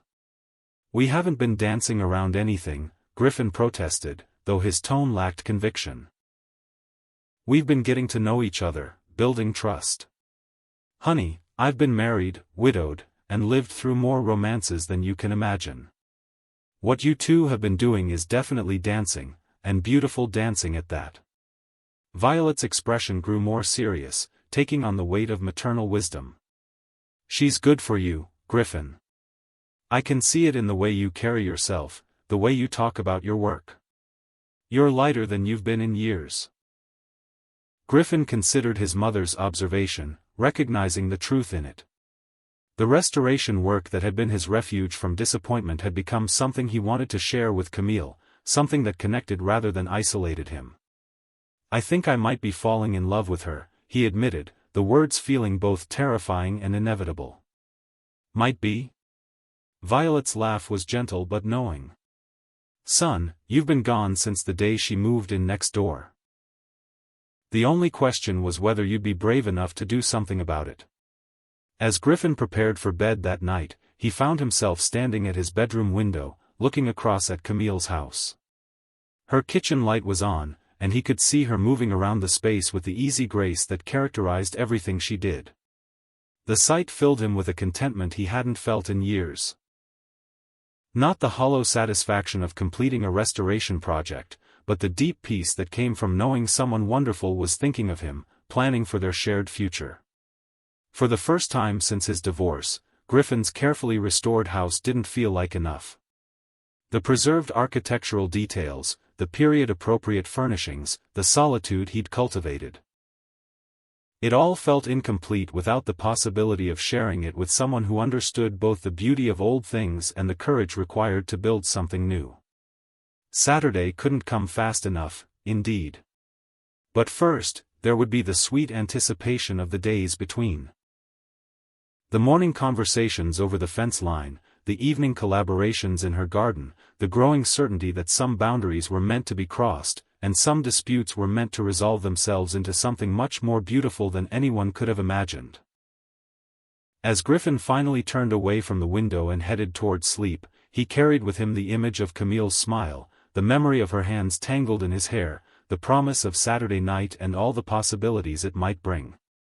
3 inches of disputed earth had become the catalyst for something he'd thought was beyond his reach, the chance to love and be loved in return, the opportunity to build a life that honored both his past and his future.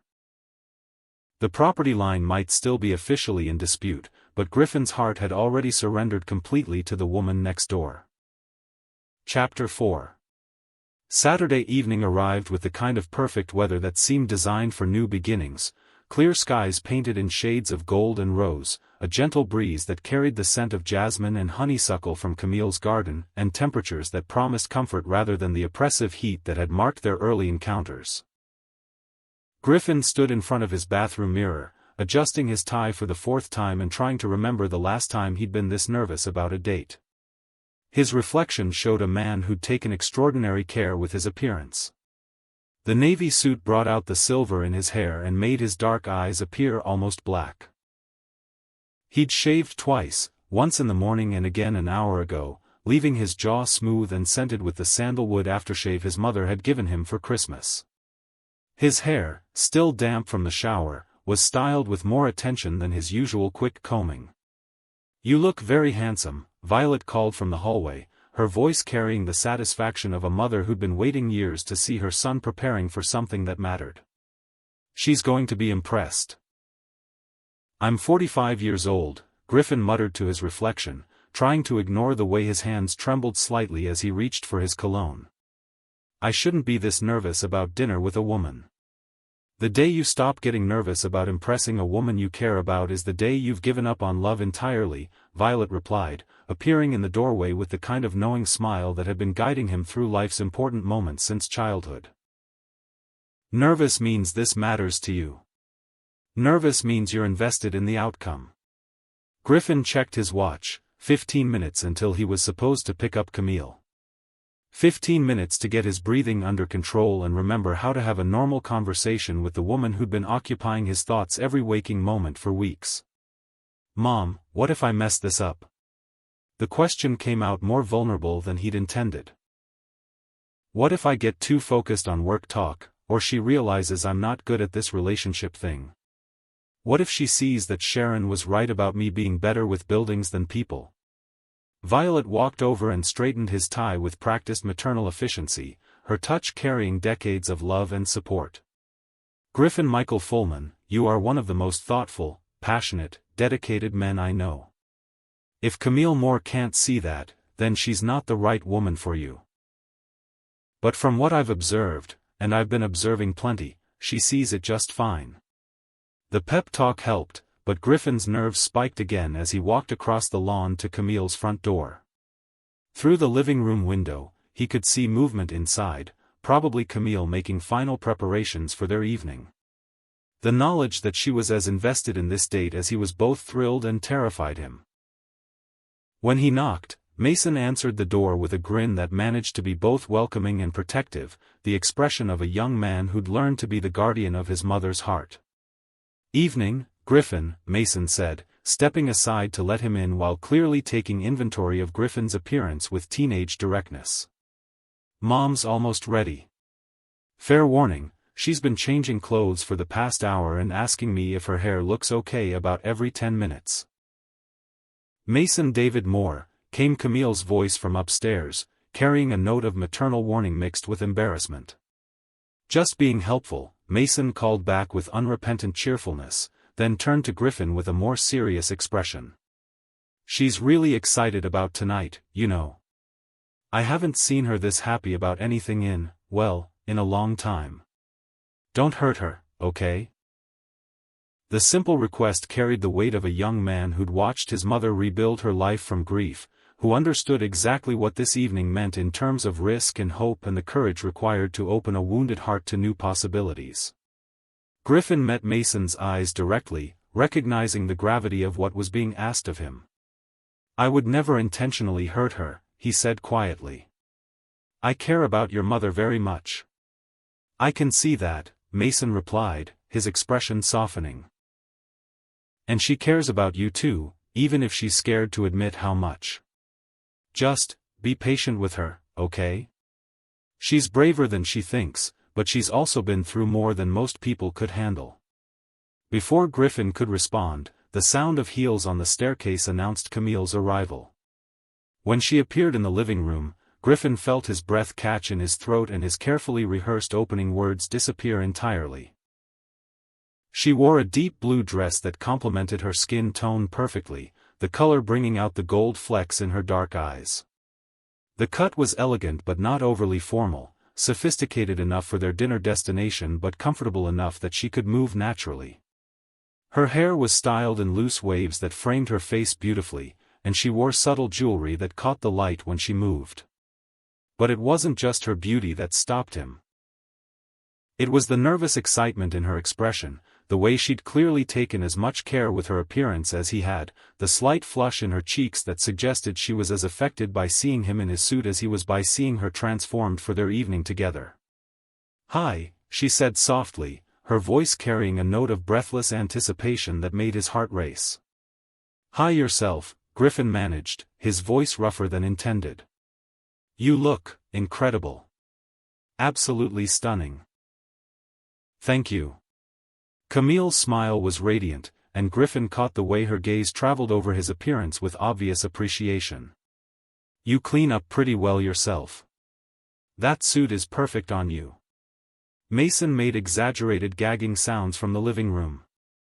"Okay, that's my cue to disappear upstairs and pretend I don't have to witness my mom being all swoony. Have fun, you two. Mom, don't wait up for me, I'm sleeping over at Jake's house tonight." "Mason," Camille called after her son, but she was laughing as she said it, her joy too complete to be dimmed by teenage dramatics. Griffin helped Camille with her light wrap, his hands briefly touching her shoulders as he settled the soft fabric around her. Even that simple contact sent awareness shooting through him, reminding him of their garden kisses and making him anticipate the intimacy the evening might bring. "Ready?" he asked, offering her his arm with old-fashioned courtesy that made her heart flutter. "Ready," Camille replied, tucking her hand into the crook of his elbow and marveling at how right it felt to walk beside him. The drive to the restaurant was filled with easy conversation that gradually eased both their nerves. Camille asked about Griffin's progress on the craftsman cottage, her genuine interest in his restoration techniques reminding him why he'd been drawn to her from the beginning. Griffin inquired about her current landscape projects, listening with the focused attention that made her feel heard in ways she'd almost forgotten were possible. "So you're actually rebuilding the front porch based on architectural photographs from the 1920s? Camille asked as Griffin pulled into the restaurant parking lot. "Partly photographs, partly educated guesswork based on the construction techniques of the era," Griffin explained, his enthusiasm for the work evident in his voice. "It's like historical detective work, you gather all the clues you can find and try to piece together what the original builders intended. Sometimes you have to make choices based on what would have been available at the time, what would have been within the homeowner's budget, what would have made sense given the local climate and building traditions." "I love that approach," Camille said, her eyes bright with interest. "It's exactly what I do with historical landscape restoration, trying to understand not just what plants were available in a certain time period, but what the original garden designer might have envisioned, what the homeowners would have been able to maintain, how the garden would have evolved over decades of growth and change." As they walked toward the restaurant, Griffin marveled at how natural it felt to escort Camille, to place his hand on the small of her back as he guided her through the door, to see her appreciative reaction to the carefully restored Victorian mansion that housed their dining room. "Oh, Griffin," Camille breathed, taking in the preserved architectural details with the trained eye of someone who understood both the beauty and the complexity of such restoration work. "This is absolutely stunning. Look at that original crystal chandelier, and the way they've maintained the integrity of the crown molding while adapting the space for restaurant use." "I thought you'd appreciate it," Griffin said, pleased by her reaction and feeling his nervousness begin to ease. The restoration took 3 years and required sourcing materials from architectural salvage companies across the country. They had to match everything to the original specifications while meeting modern building codes. The hostess led them to a table by a tall window that offered a view of the restaurant's period garden, complete with heritage roses and historically accurate plantings that looked like they could have graced the property when the house was first built. As they settled into their seats, Griffin watched Camille take in every detail of their surroundings. The way her professional eye noted both the architectural and landscape design elements, the genuine appreciation in her expression. "This is perfect," she said, her attention returning to Griffin with warmth that made his chest tighten. "Thank you for thinking of this place. For understanding that I'd appreciate not just the food, but the story the building tells." "Thank you for saying yes," Griffin replied, meaning it more than she could possibly know. "For being willing to take this risk with me." As they perused the menu and ordered wine, their conversation flowed with the natural ease of two people discovering that their compatibility extended far beyond physical attraction. Camille told Griffin about her current commercial project, a corporate headquarters where she was designing sustainable landscapes that would provide both beauty and environmental benefits while reducing the building's energy costs. Griffin shared his excitement about a potential project to restore a historic courthouse, complete with period-appropriate grounds that would require landscape architecture expertise. The building dates to 1887, but the grounds have been modernized with no regard for historical accuracy. "I'd love to work with someone who understands both the plants that would have been available then and the maintenance requirements that would be realistic now."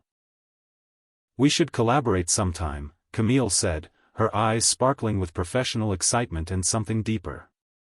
"I've always wanted to work on a project where the architecture and landscape were designed to complement each other historically, where every element worked together to tell a cohesive story." "I'd love that," Griffin said, then paused as the full implications of her suggestion settled over him. "That would mean, working together. Professionally. Is that a problem?" Camille asked, noting the slight shift in his expression. Griffin considered the question seriously, thinking about his marriage to Sharon and how it had failed partly because she'd felt excluded from his professional passion, because his work had become a refuge that shut her out rather than a bridge that connected them. But sitting across from Camille, seeing her genuine understanding of restoration work and her enthusiasm for collaboration, he felt the possibility of something entirely different, a partnership that would enhance rather than compete with their individual strengths. "No," he said finally, his voice warm with certainty. "I think it sounds perfect. I think it sounds like exactly what I've been looking for without knowing it." Their appetizers arrived, and the conversation shifted to more personal territory. Camille told Griffin about her decision to leave the city after David's death, about the courage it had taken to start over in a new place with a grieving teenager who needed stability and hope in equal measure. "The hardest part wasn't the practical stuff," she said, cutting into her perfectly prepared salmon with movements that were somehow both efficient and graceful. "Moving, finding Mason a new school, establishing my business in a new market. The hardest part was admitting that I needed to build a life that could exist without David's presence filling all the spaces." Griffin reached across the table and covered her hand with his touch warm and steadying. "That must have taken incredible strength. Or incredible stubbornness," Camille said with a self-deprecating laugh that didn't quite hide the pain underneath. "I was determined to prove that I could create something beautiful from the ruins of what we'd lost. The garden became my way of saying that life could still bloom even after the worst had happened." "And now?" Griffin asked gently, his thumb tracing small circles on the back of her hand. Camille looked up from their joined hands to meet his eyes, seeing understanding and patience and something that looked remarkably like love. "Now I'm learning that blooming doesn't have to be a solitary act. That maybe the most beautiful gardens are the ones tended by more than one pair of hands." The metaphor wasn't lost on Griffin. He thought about his own isolated restoration work, the way he'd used his professional passion as a shield against the risk of emotional investment ever since his divorce. Across from him sat a woman who understood both the necessity of that protective work and the courage required to move beyond it. "I've been afraid of letting anyone too close to my work," Griffin admitted, his voice low with the weight of confession. "My ex-wife used to say I loved old buildings more than I loved people, and I started to believe she was right. It felt safer to pour everything into projects that couldn't leave, couldn't disappoint me, couldn't require more than I felt capable of giving. But they couldn't love you back either, Camille observed gently, her free hand coming up to cover their joined ones. No. They couldn't. Griffin's voice was rough with emotion. I think I've been doing restoration work on myself for the past 3 years, trying to rebuild something functional from the pieces of my failed marriage. But maybe what I really needed was someone who could see the potential in the original structure.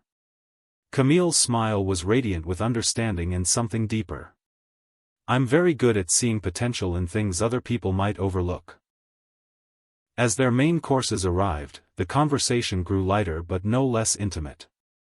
They discovered shared preferences in music, books, and the kind of quiet evening activities that appealed to people who worked with their hands during the day and craved peace when darkness fell. Griffin found himself laughing more than he had in months, watching Camille's animated expressions as she told stories about difficult clients and landscape design challenges that required equal parts creativity and psychology. So the client wanted a Japanese Zen garden, Camille was saying, her eyes bright with humor, but she also wanted it to require absolutely no maintenance whatsoever.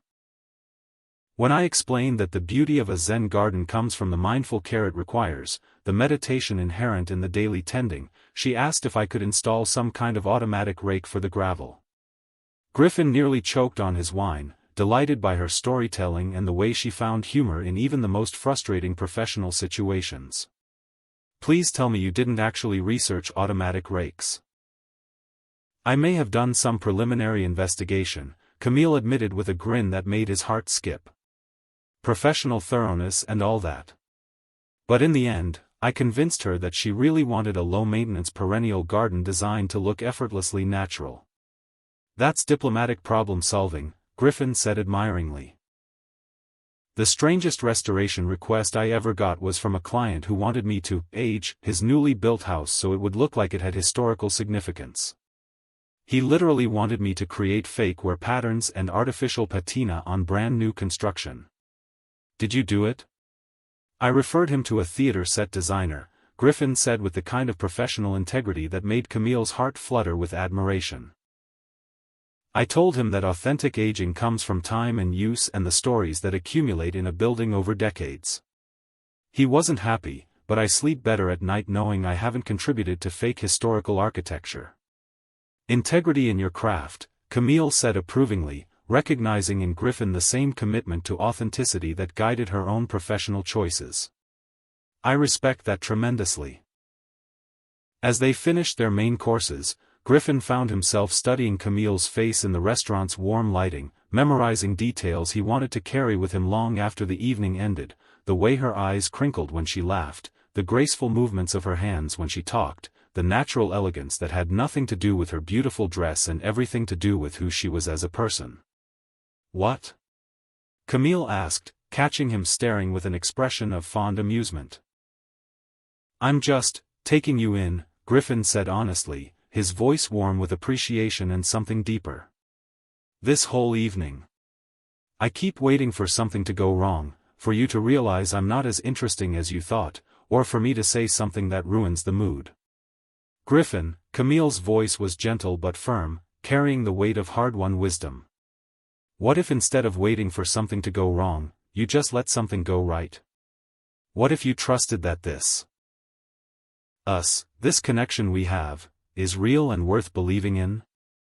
The question hit him like a revelation, cutting through 3 years of self-protective pessimism with surgical precision. For so long, he'd been braced for disappointment, expecting failure, protecting himself against the possibility of hurt by never fully investing in the possibility of joy.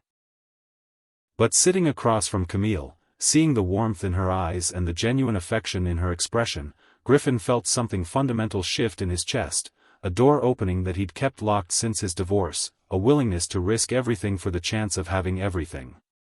You're right, he said, reaching across the table to take both her hands in his. I'm sorry. I'm not used to things going this well, to feeling this optimistic about anything, really. Then let's practice, Camille suggested with a smile that lit up her entire face. Let's practice having something beautiful without waiting for it to break. Let's practice believing that we deserve good things, that love doesn't always end in loss. They ordered dessert, a chocolate tart to share. And Griffin marveled at the intimacy of sharing food with someone, of watching Camille's expression as she tasted the rich chocolate, of feeling perfectly content to linger over coffee and conversation as the restaurant gradually emptied around them. I should probably get you home, Griffin said eventually, noting that they were among the last diners remaining and that the staff was beginning their closing routines. Probably, Camille agreed, but neither of them moved to leave immediately, both reluctant to end the perfection of their evening together. The drive back to their neighborhood was quieter than the trip to the restaurant, filled with the comfortable silence of two people processing a transformative experience. Griffin found himself taking the long way home, reluctant to end their time together, savoring these last moments of anticipation before they had to navigate the complexities of what came next. "Thank you," Camille said as they pulled into Griffin's driveway, her voice soft with emotion. "For dinner, for the restaurant choice, for making me remember what it feels like to be courted properly by a man who sees me as someone worth the effort." Griffin turned off the engine but made no move to get out of the car, unwilling to break the intimacy of the moment. "Thank you for saying yes. For taking a chance on this despite your fears, despite how complicated it could get." They sat in the darkness of the car, both aware that they were at another crucial threshold. The evening had been perfect, but it was ending, and decisions needed to be made about what came next, about how far they were willing to let this connection develop. "Camille," Griffin said softly, his voice heavy with emotion and certainty. "I need you to know that tonight confirmed something for me. This isn't casual for me. What I'm feeling for you, it's serious. It's the kind of serious that changes everything." Camille reached across the car and took his hand, her fingers intertwining with his in a gesture that felt like a promise. "It's serious for me too. Terrifyingly serious. Terrifying because you're not ready, or terrifying because you are." Camille was quiet for a long moment, her thumb tracing patterns on his palm while she gathered the courage to voice what her heart already knew. "Terrifying because I am ready, and that means risking everything I've built to protect myself since David died. It means believing that my heart is strong enough to love again, fully and completely, even knowing that love always carries the possibility of loss." Griffin brought their joined hands to his lips, pressing a gentle kiss to her knuckles with reverence that made her breath catch. "What if we risk it together? What if we build something new that doesn't require you to tear down what you've already created, but just adds another room to the beautiful life you've already built?" The suggestion hung between them, weighted with possibility and promise that felt both thrilling and sacred. Camille looked up at Griffin's house, then at her own, then back at Griffin's face in the dim light. "Would you like to come in for coffee?" she asked quietly, her voice carrying an invitation that encompassed far more than caffeine. "Mason's staying at Jake's house tonight, so we'd have privacy to talk. To figure out what this means, what we want it to become." Griffin's heart stuttered at the invitation, at the trust it represented and the possibilities it opened. "Are you sure?" "I'm sure that I don't want this evening to end yet," Camille said with quiet conviction. "I'm sure that I want to be alone with you, to see what it feels like when we don't have to worry about neighbors watching or being interrupted. Everything else we can figure out as we go." They walked across the lawn to Camille's house in comfortable silence, her hand tucked securely into the crook of his arm. The gesture felt both natural and momentous, like something they'd been doing for years and like the first step toward a future neither had dared to imagine just weeks before. Inside, Camille's house welcomed them with warmth and the lingering sense of her garden herbs and whatever candles she'd burned earlier in preparation for their evening.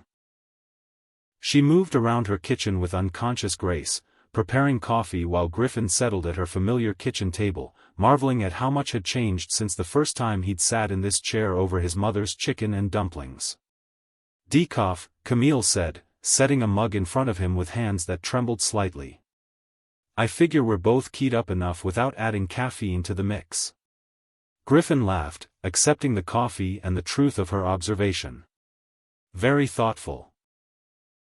Though I have to admit, I'm not sure anything could make me more alert than I already am right now. Camille settled into the chair across from him, curling her legs underneath her in a gesture that managed to be both elegant and intimate. The formality of their restaurant dinner had dissolved completely, replaced by the comfortable intimacy of being in her space, sharing the quiet rituals of evening in a way that felt both innocent and charged with possibility. "Can I ask you something?"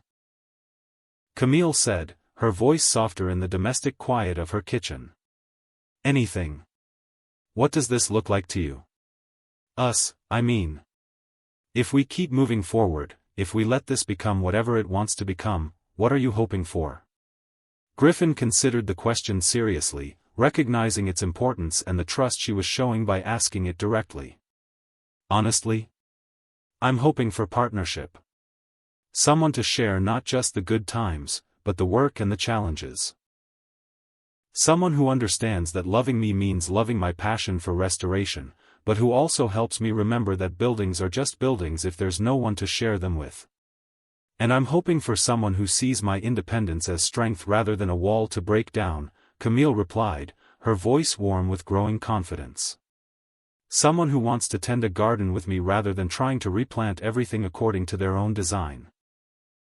Someone who understands that I'm not looking to be completed by another person, but to be complemented by someone whose strengths balance my own." Griffin reached across the table and took her hand, marveling at how perfectly her fingers fit between his. "Those things aren't incompatible, you know. Partnership and independence. Sharing a life and maintaining individual identity. I know. Intellectually, I know that." Camille's fingers tightened around his. "David and I had that kind of partnership. But I'm different now, older and more set in my ways. I have Mason to consider, and this life I've built from scratch. I can't afford to make mistakes that would affect his stability. And I'm not asking you to give up any of that," Griffin said gently, his voice carrying the weight of absolute sincerity. "I'm asking if there might be room in that beautiful life for someone who wants to help you tend it, who wants to add to it rather than change it." The conversation was interrupted by the sound of a car door slamming in the driveway, followed by the click of heels on the front porch steps. Both Griffin and Camille looked toward the front of the house in surprise. They weren't expecting anyone, and Mason wasn't supposed to be home until morning. The doorbell rang, sharp and insistent in the quiet of the evening. "I'll get it," Camille said, rising from her chair with a puzzled expression. "Probably just someone with the wrong address." But when she opened the front door, Griffin heard her sharp intake of breath, followed by a voice he recognized with sinking dread. "Hello, Camille. I'm Sharon Fullman, Griffin's wife. I think it's time we had a talk." Chapter 5. Griffin felt his blood turn to ice at the sound of Sharon's voice carrying through Camille's house. 3 years of marriage had taught him to recognize every nuance of his ex-wife's tone, and the particular blend of false sweetness and barely contained venom in her greeting meant trouble, the kind of trouble that could destroy everything he'd been building with Camille. He rose from the kitchen table, his body moving on instinct even as his mind raced through possibilities. Sharon had never shown any interest in his life since their divorce, had actively discouraged his attempts to maintain contact with Jake. Her sudden appearance here, now, on the night of his first real date with Camille, couldn't be coincidence. "Sharon," he heard Camille say, her voice carefully polite but carrying an undertone of wariness that suggested she'd instantly recognized the threat this unexpected visitor represented. Griffin reached the living room just as Sharon pushed past Camille into the house, her expensive heels clicking against the hardwood floors with the authority of someone accustomed to taking charge of any situation. She looked exactly as he remembered, impeccably dressed in designer clothes that cost more than most people's monthly salary, her blonde hair styled with salon precision, her makeup flawless despite the late hour. But there was something predatory in her smile as she took in the domestic scene before her, Griffin in his dinner clothes, Camille in her beautiful dress, the obvious intimacy of their interrupted evening together. "Griffin," Sharon said, her voice carrying that familiar note of disappointment that had become the soundtrack of their final years together. "There you are. I should have known I'd find you here when you weren't answering your phone." "My phone's been working fine," Griffin replied carefully, moving to stand beside Camille in an unconscious gesture of solidarity that didn't go unnoticed by his ex-wife. "What are you doing here, Sharon?" Sharon's sharp gaze moved between them, taking inventory of their formal clothes, their obvious comfort with each other, the way Griffin had automatically positioned himself as Camille's protector. Her smile grew more predatory. "So this is the neighbor I've been hearing about," Sharon said, extending a manicured hand toward Camille with the kind of aggressive friendliness that always preceded an attack. "Sharon Fullman. Griffin's wife." "Ex-wife," Griffin corrected firmly, his voice harder than Camille had ever heard it. "Sharon, this is Camille Moore." Camille shook Sharon's hand with polite but cool courtesy, her years of professional networking having taught her to recognize predators in designer clothing. "Nice to meet you. I'm sorry to interrupt, but Griffin and I were in the middle of something. Was there something specific you needed?" The subtle dismissal was beautifully delivered, and Griffin felt a surge of admiration for Camille's ability to maintain grace under pressure. But Sharon had always excelled at finding weakness in others' kindness. "Actually, I was hoping to speak with Griffin privately," Sharon said, her tone carrying the expectation of compliance that had always grated on Griffin's nerves. "About some urgent family business that's come up." "What family business?" Griffin asked, his protective instincts now fully activated. "Our divorce was finalized 3 years ago. We don't have family business." "Jake's college graduation is next month," Sharon said, and Griffin felt the familiar punch of pain that always accompanied mention of his former stepson. "He specifically asked if you'd be there. I thought we should coordinate our attendance, make sure we present a united front for his big day." The mention of Jake hit Griffin like a physical blow. The boy had been 8 when Griffin married Sharon, 15 when the divorce papers were signed. Despite Griffin's attempts to maintain a relationship, Sharon's manipulation and her new husband's territorial instincts had gradually eroded their connection until phone calls became awkward and visits stopped altogether. "Jake asked for me?" Griffin said, his voice carefully neutral despite the hope that bloomed traitorously in his chest. "He did," Sharon replied, and Griffin caught the note of satisfaction in her voice that suggested she knew exactly how to use Jake's emotions as a weapon. "He's been asking about you lately, wondering why you never visit anymore, why you stopped being part of his life. I told him you'd been busy with other priorities." The accusation was delivered with Sharon's typical precision, designed to make Griffin feel guilty while simultaneously attacking Camille without directly mentioning her. Griffin felt his temper flare, but before he could respond, Camille stepped forward with the kind of quiet strength that had first attracted him to her. "I think there might be some miscommunication here," Camille said, her voice maintaining perfect pleasantness while carrying steel underneath. "Griffin checks his messages religiously. If Jake has been trying to reach him, perhaps there's a technical issue that needs resolving." Sharon's perfectly composed expression flickered with annoyance at Camille's intervention. "And you are, exactly?" "I'm the woman who's been watching Griffin demonstrate integrity and kindness every day for the past 2 months, Camille replied with calm authority. "The woman who's seen him drop everything to help neighbors in need, who's witnessed his dedication to preserving beautiful things that might otherwise be lost, who knows exactly how much he cares about the people in his life." Griffin felt his heart swell with gratitude and something much deeper. Watching Camille defend him with such quiet strength, seeing her stand up to Sharon's manipulations without stooping to the same tactics, he realized that everything he'd felt during their dinner had been real: the connection, the partnership, the sense that he'd found someone worth risking everything for. Sharon's composure cracked slightly at Camille's response. "How nice that you found someone to appreciate your qualities, Griffin. I just hope she understands what she's getting into." "She understands perfectly," Camille said firmly, her hand moving to rest on Griffin's arm in a gesture of unmistakable support. She understands that she's found a man worth loving, worth believing in, worth standing beside when people from his past try to undermine the beautiful life he's building. The simple declaration hung in the air between them, more powerful than any argument or defense could have been. Griffin felt something fundamental shift inside his chest.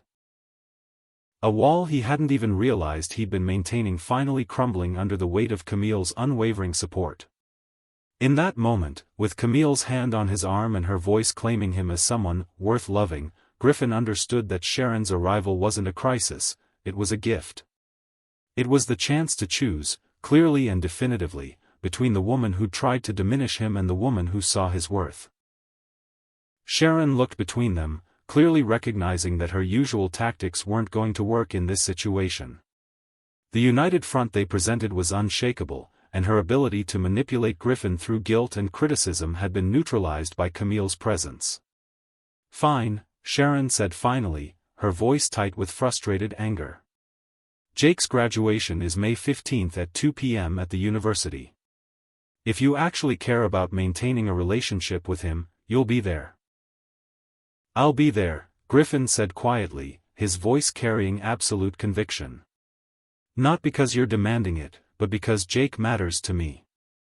He's always mattered to me, even when you've done everything possible to poison that relationship." "I've protected Jake from your inconsistency," Sharon shot back, her mask of civility finally slipping.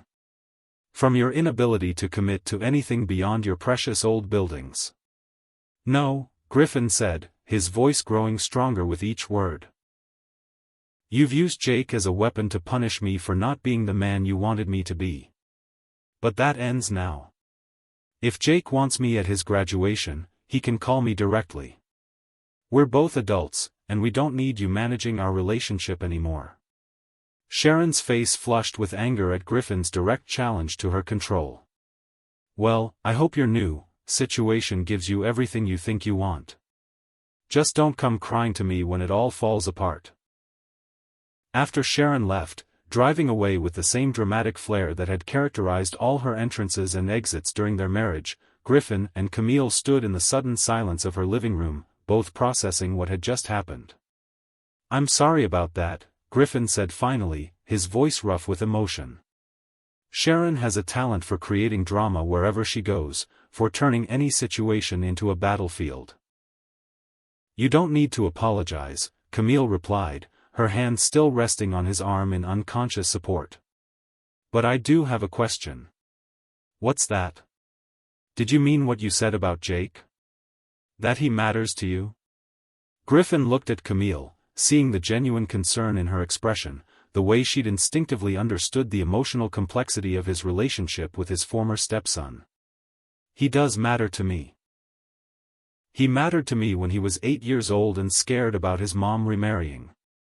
He mattered to me when he was 15 and caught between his loyalty to his father and his affection for me. And he matters to me now, even though Sharon's done her best to poison that relationship." "Then maybe Sharon was right about one thing," Camille said gently. "Maybe you have been too distracted to notice Jake trying to reach out.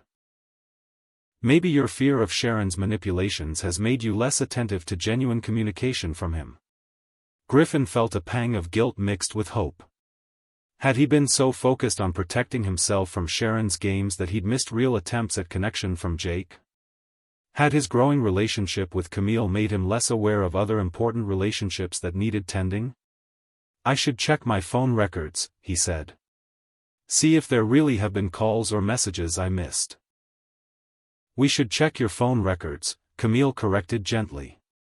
"If Jake's trying to rebuild a relationship with you, that's something I want to support. Your connections to the people you love aren't threats to what we're building, they're part of what makes you the man I'm falling in love with." The words hung in the air between them, the first time either had used the word love directly. Griffin felt his throat tighten with emotion at her automatic inclusion of herself in his challenges, her assumption that his problems were now their shared concerns. "Camille," he said softly, his voice thick with everything he'd been afraid to say. "Yeah? What you said to Sharon, about finding a man worth loving, did you mean that?" Camille stepped closer to him, her hands coming up to frame his face with gentle reverence. "I meant every single word. But more than that, I mean this. I love you, Griffin Fullman. I love your integrity, your passion for preserving beautiful things, your gentleness with people who need care. I love the way you've been patient with my fears, the way you see strength in my independence instead of something to overcome. I love you, completely and terrifyingly and with everything I have to give. Because I love you too," Griffin said, the words rushing out in a flood of relief and joy. "I'm completely, desperately in love with you, and I need you to know that before we go any further. I need you to know that what Sharon tried to do here tonight only made me more certain that you're everything I've been looking for without knowing it." The kiss that followed was different from all their previous kisses, deeper, more desperate, weighted with the knowledge that they'd weathered their first real test and emerged stronger. Griffin felt Camille's body mold against his with perfect trust, felt her hands tangle in his hair as she kissed him with passion that had been building for weeks. When they finally broke apart, both were breathing unsteadily. Griffin rested his forehead against Camille's, his hands framing her face with the kind of reverence usually reserved for sacred things. "This changes everything," he murmured against her lips. "I know," Camille replied, her voice soft with wonder. "Are you ready for everything to change?" Griffin looked around Camille's living room, at the space where they'd just defended their relationship against Sharon's attack, at the evidence of the life she'd built with courage and determination, at the woman who'd claimed him as worth loving in front of someone who'd spent years trying to convince him he was worth less. "I'm ready," he said with absolute conviction. "For the first time in years, I'm completely ready for whatever comes next." As if summoned by their declaration, thunder rumbled in the distance. Both looked toward the windows to see lightning flickering against the horizon, another summer storm approaching, the kind that could test everything in its path. But this time, as the first drops of rain began to patter against the windows, Griffin and Camille didn't think about taking shelter separately. Instead, they stood together in her living room, holding each other close, both understanding that some storms were meant to be weathered together, that some challenges only made love stronger. "Stay with me tonight," Camille whispered against his lips, her voice carrying an invitation that encompassed far more than shelter from the storm. "Mason's not coming home, and I don't want to be alone. I want to be with you, completely and without reservation." Griffin's answer was to kiss her again, deeply and with all the love he'd been afraid to express.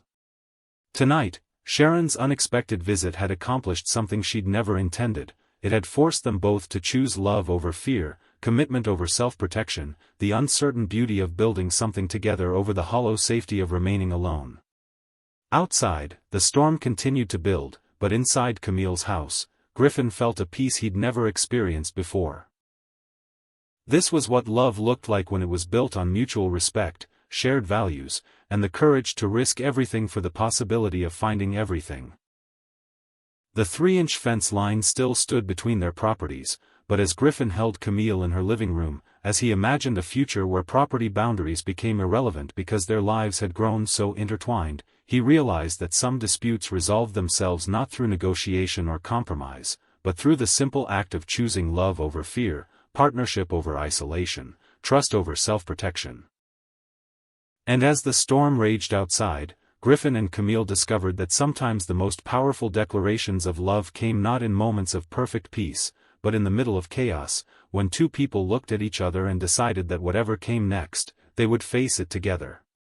We all face storms that test what matters most to us.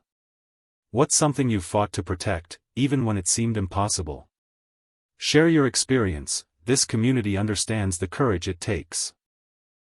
The weeks following Sharon's dramatic visit brought a subtle but profound shift in Griffin and Camille's relationship.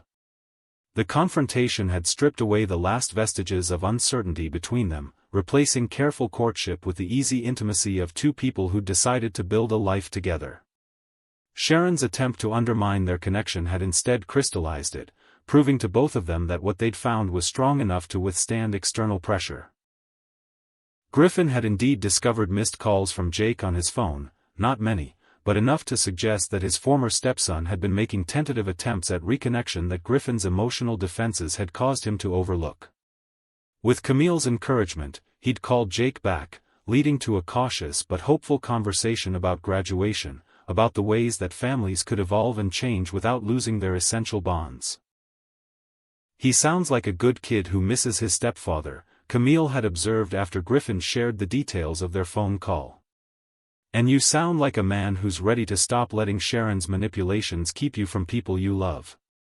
The observation was typical of Camille's ability to see clearly through emotional complexity, to identify the heart of an issue without getting lost in its complications.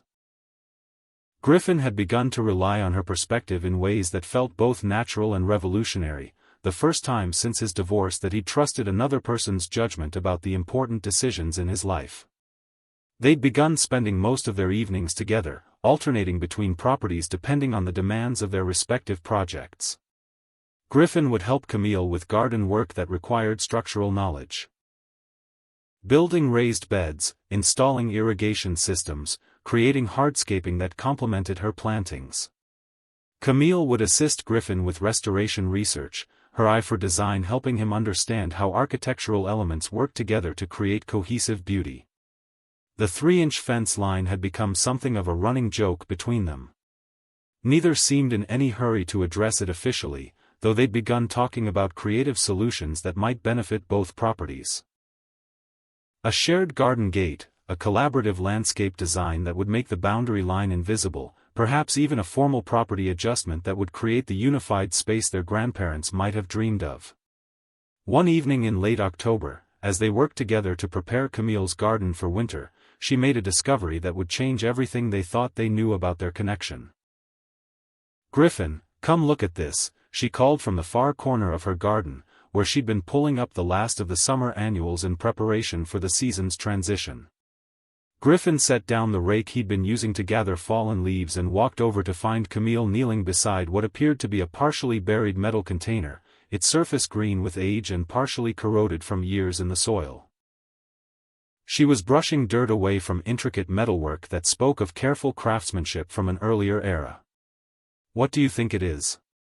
Griffin asked, settling beside her in the damp earth with the comfortable intimacy of a man who no longer hesitated to share her space. "Only one way to find out," Camille replied, working the ornate latch with gentle persistence. After several attempts, the container opened with a reluctant creak, revealing contents that had been protected from the elements by a tight seal and what appeared to be oiled cloth wrapping. Inside were dozens of letters, tied with faded ribbon and written in the careful script of an earlier generation. The top letter was addressed in handwriting that, even after decades, spoke of deep emotion carefully contained within formal conventions. "My dearest Eleanor," Griffin read aloud as he carefully unfolded the aged paper, his voice growing softer as the significance of the words began to sink in. "Eleanor," Camille said sharply. "Griffin, that was my grandmother's name," Griffin finished, his heart beginning to race as he scanned the elegant script. "Eleanor Fullman. She lived in my house from the 1940s until she died in 1995.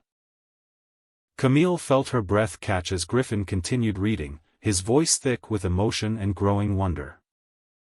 "My dearest Eleanor, another day has passed without the courage to speak what's in my heart. I tend my garden and imagine you tending yours, separated by nothing more than a fence line that feels like an ocean when I'm missing you.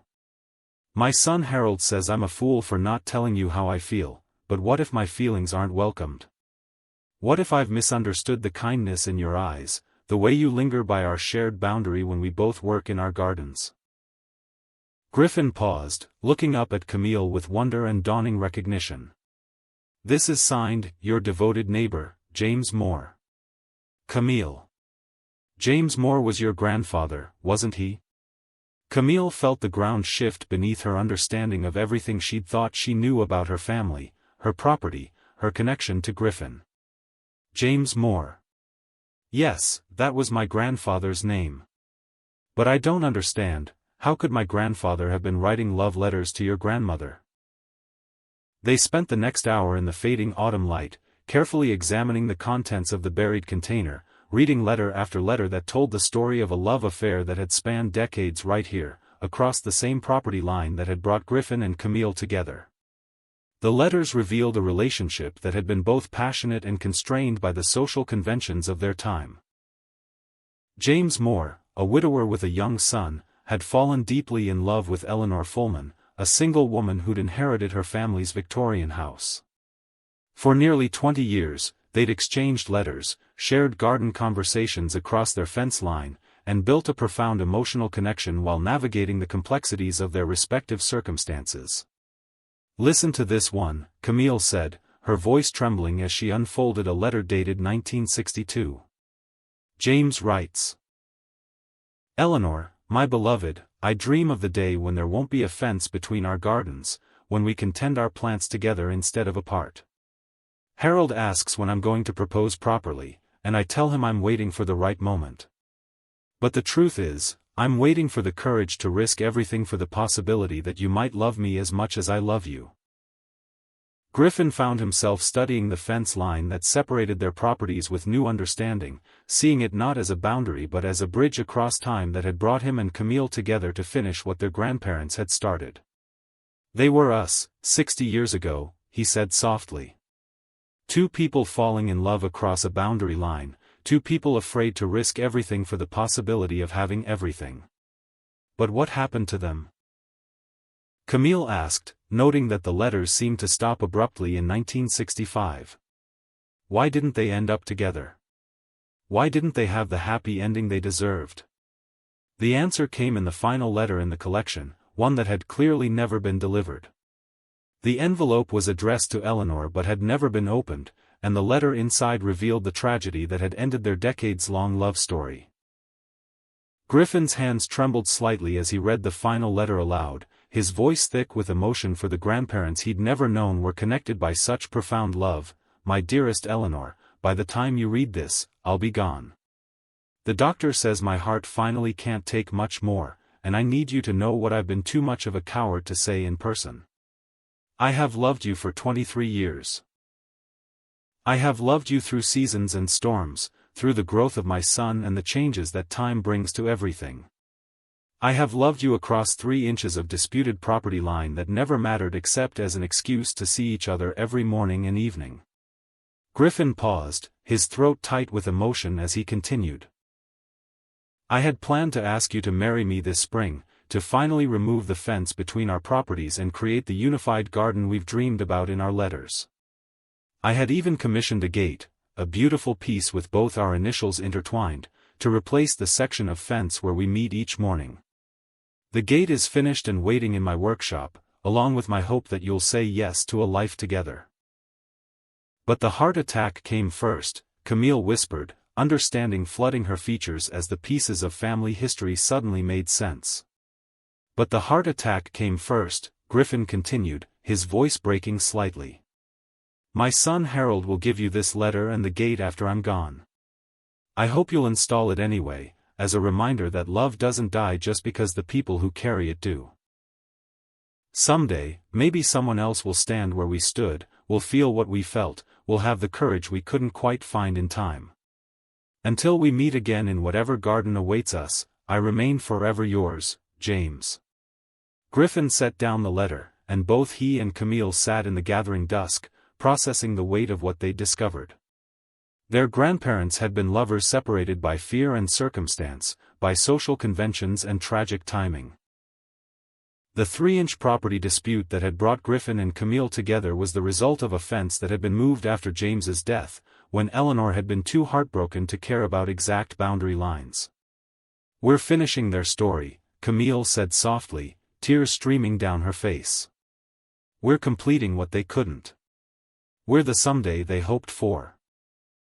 Griffin looked at the woman beside him, at the garden she'd created from love and loss, at the space where 2 properties met and 2 hearts had learned to trust again. In the fading light, he could almost see James and Eleanor, tending their separate gardens while dreaming of the day they could tend them together.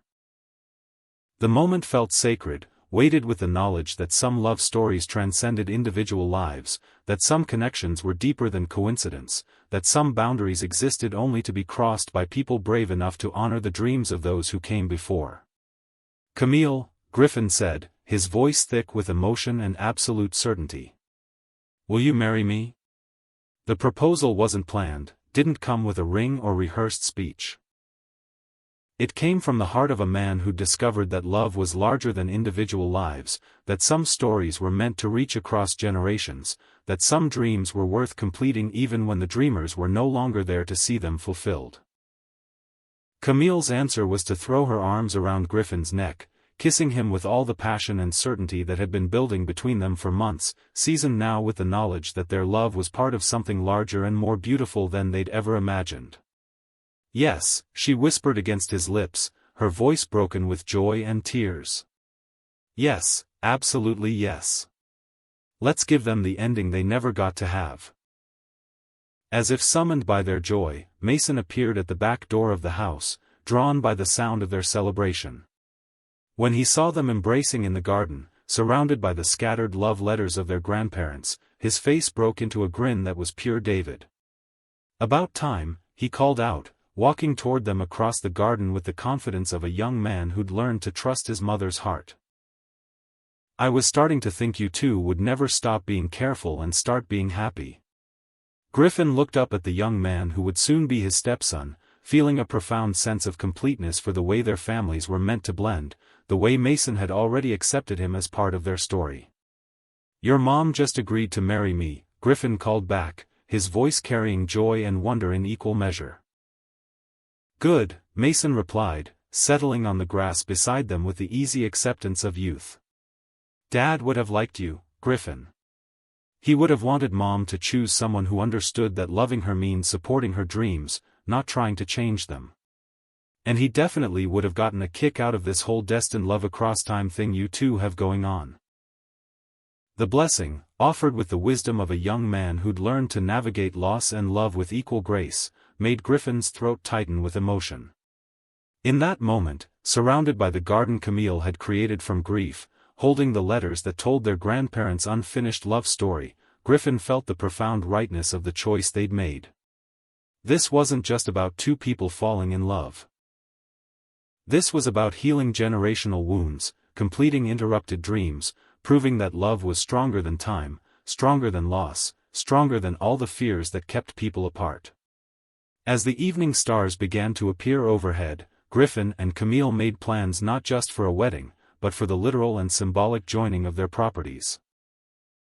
They would honor James and Eleanor's memory by removing the disputed fence entirely, installing the gate James had made but never delivered, creating the unified garden their grandparents had dreamed of but never achieved.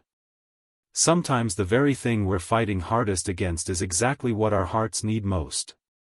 Griffin and Camille's story reminds us that love often comes disguised as conflict, and the boundaries we defend most fiercely might be the walls we most need to tear down.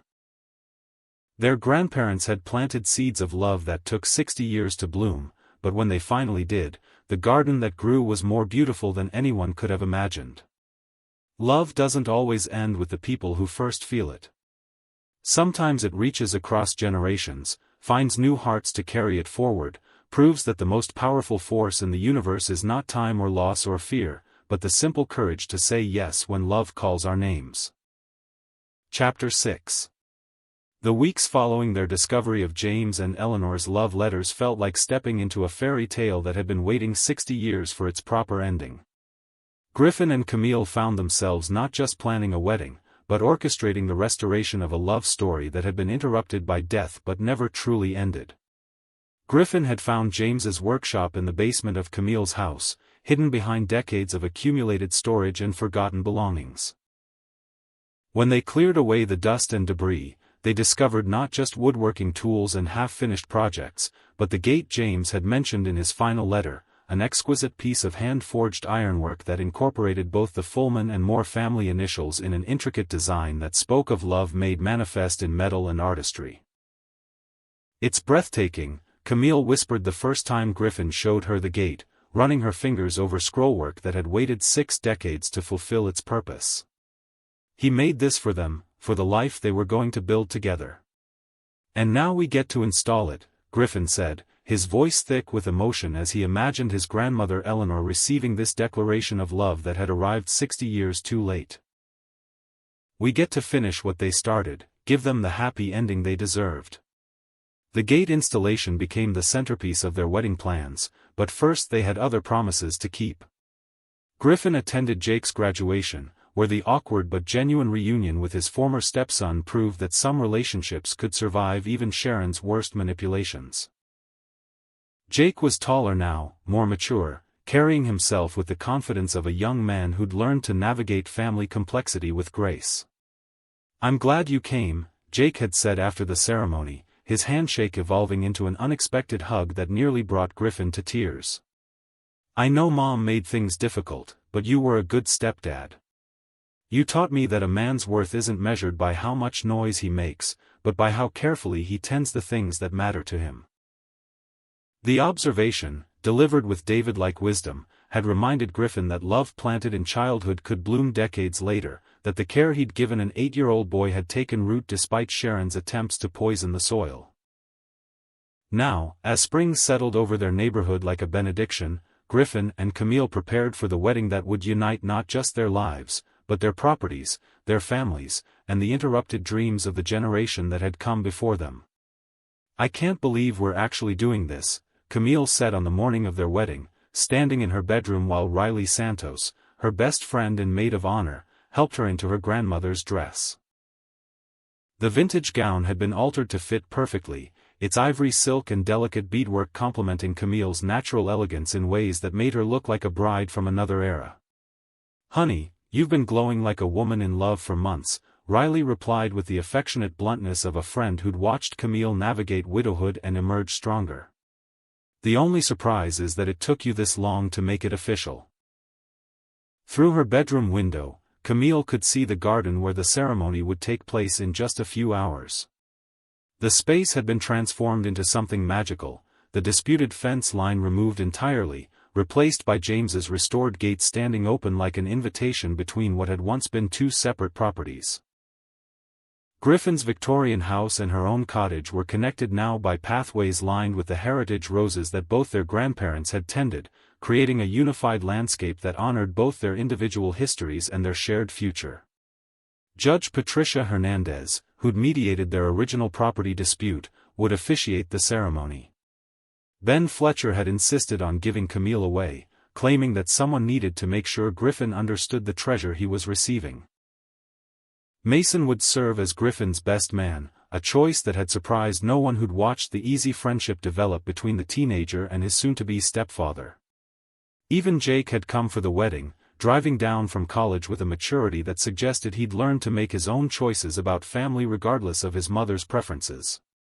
Sharon had not been invited, though she'd sent a surprisingly gracious note wishing them well.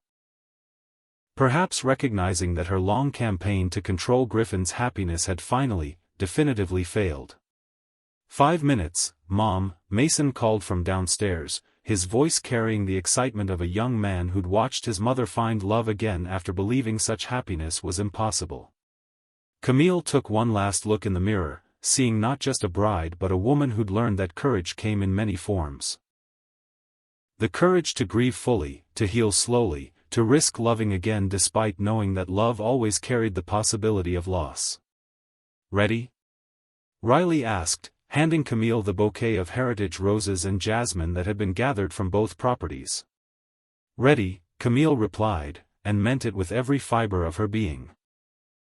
Griffin stood beneath the rose arbor that marked the exact spot where the old fence line had divided their properties, wearing a suit that had belonged to his grandfather and watching the garden fill with everyone who mattered to both of them.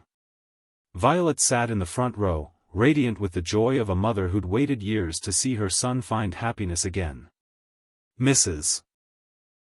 Lee, the neighborhood elder who remembered both James and Eleanor, had insisted on attending despite her advanced age, claiming she wouldn't miss the completion of the greatest love story she'd ever witnessed.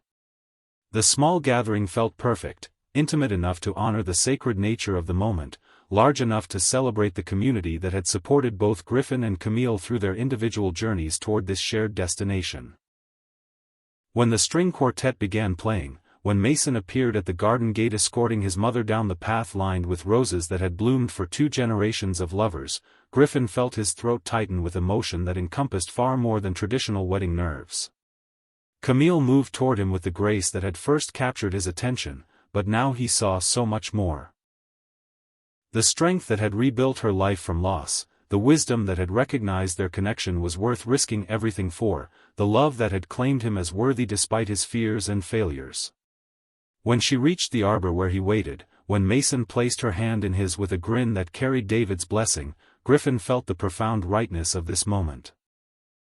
Not just as the culmination of their own love story, but as the completion of dreams that had been planted 60 years ago in this very garden.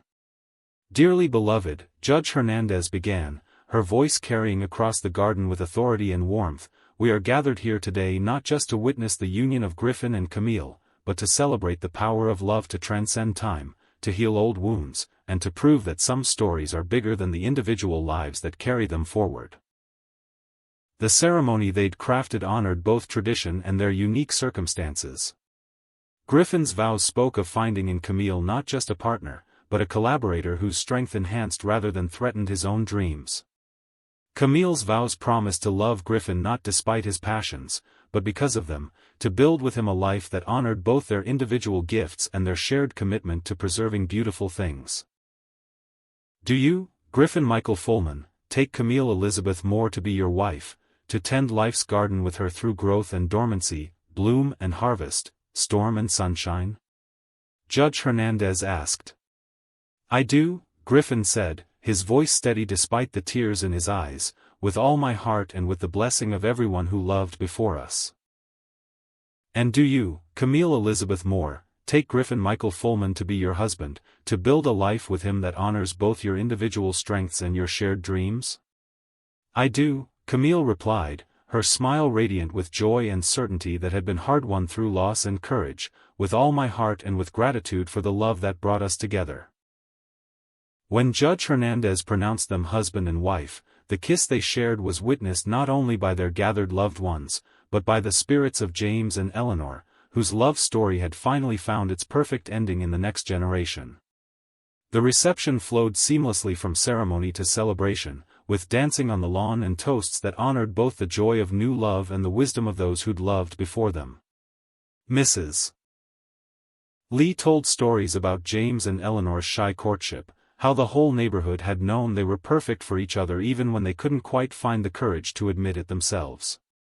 They used to tend their gardens at the same time every morning, Mrs. Lee shared, her voice carrying the weight of decades of memory. Eleanor with her roses, James with his vegetables, both of them finding excuses to work near that fence line. "We all knew it was just a matter of time before one of them found the courage to speak what was in their hearts." Time, Violet added with the satisfaction of a woman who'd been proven right about love conquering all, and the right circumstances to bring out their bravery. As the evening deepened and the last guests departed, Griffin and Camille found themselves alone in their unified garden, surrounded by the scents of jasmine and honeysuckle, the soft sound of the fountain Griffin had installed as a wedding gift, the gentle rustle of leaves that had witnessed decades of love and loss and renewal. "Mrs. Fulman," Griffin said, testing out the sound of Camille's new name as they walked hand in hand through the space that was now completely theirs. "I like the sound of that," Camille replied, stopping by the gate that marked where the old boundary had once divided their properties. "Though I've decided to be Camille Moore Fulman, a woman who honors her past while embracing her future."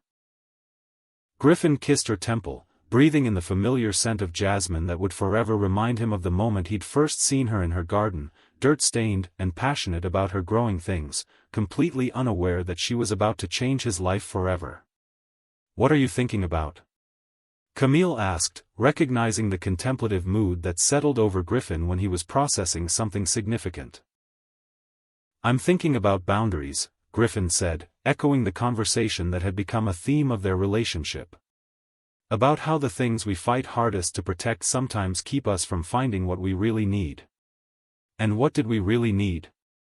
Griffin looked around their unified garden, at the gate that had finally fulfilled its purpose after 60 years of waiting, at the space they'd created together from 2 separate properties and 2 wounded hearts. Each other, he said simply. We needed each other, and a 3-inch property dispute to give us an excuse to find each other. James and Eleanor would be proud, Camille said softly, touching the gate that bore both their family initials intertwined in iron and love. I think they would be, Griffin agreed. I think they've been waiting 60 years for someone to finish their love story. As they stood together in the garden that was now completely theirs, surrounded by plants they'd chosen together and structures they'd built with shared vision, Griffin marveled at the journey that had brought them to this moment.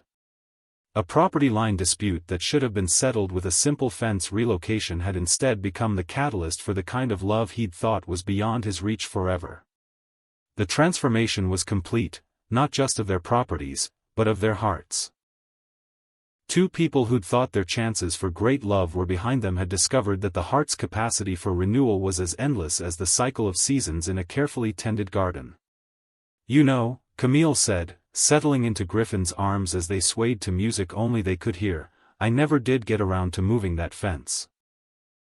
Griffin laughed, holding her closer as he remembered the morning that seemed like a lifetime ago when he'd stood at his property line with a measuring tape, convinced that 3 inches of earth was worth fighting for. Best property dispute resolution ever, he murmured against her hair. The best, Camille agreed, then pulled back to look into his eyes with the kind of love that came from choosing each other not once, but over and over again through every challenge and joy. Ready for whatever comes next? With you?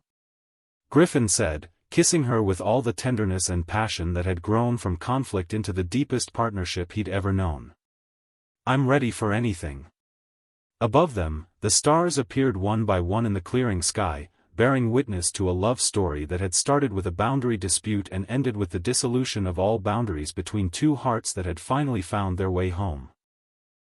Sometimes the very thing we're fighting hardest against is exactly what our hearts need most. Griffin and Camille's story reminds us that love often comes disguised as conflict, and the boundaries we defend most fiercely might be the walls we most need to tear down. Their grandparents had planted seeds of love that took 60 years to bloom, but when they finally did, the garden that grew was more beautiful than anyone could have imagined. Love doesn't always end with the people who first feel it, sometimes it reaches across generations, finds new hearts to carry it forward, proves that the most powerful force in the universe is not time or loss or fear, but the simple courage to say yes when love calls our names. Have you ever discovered that what you thought was a problem was actually the solution you'd been seeking? Or found love in the most unexpected conflict? I'd love to hear about your own boundary-crossing moments in the comments below. If this story touched your heart, please hit that like button and share it with someone who believes in the power of unexpected love. Subscribe to Dear Love Diaries for more stories about hearts that find their way to each other against all odds. And don't forget to hit the bell so you never miss a new chapter in our diary of love. Tomorrow, we'll explore another story of souls meant to be together. I can't wait to share it with you. Thank you for being part of our Dear Love Diaries family. Your hearts make this community a place where love stories come alive. Until tomorrow, remember, sometimes the most beautiful gardens grow where walls once stood.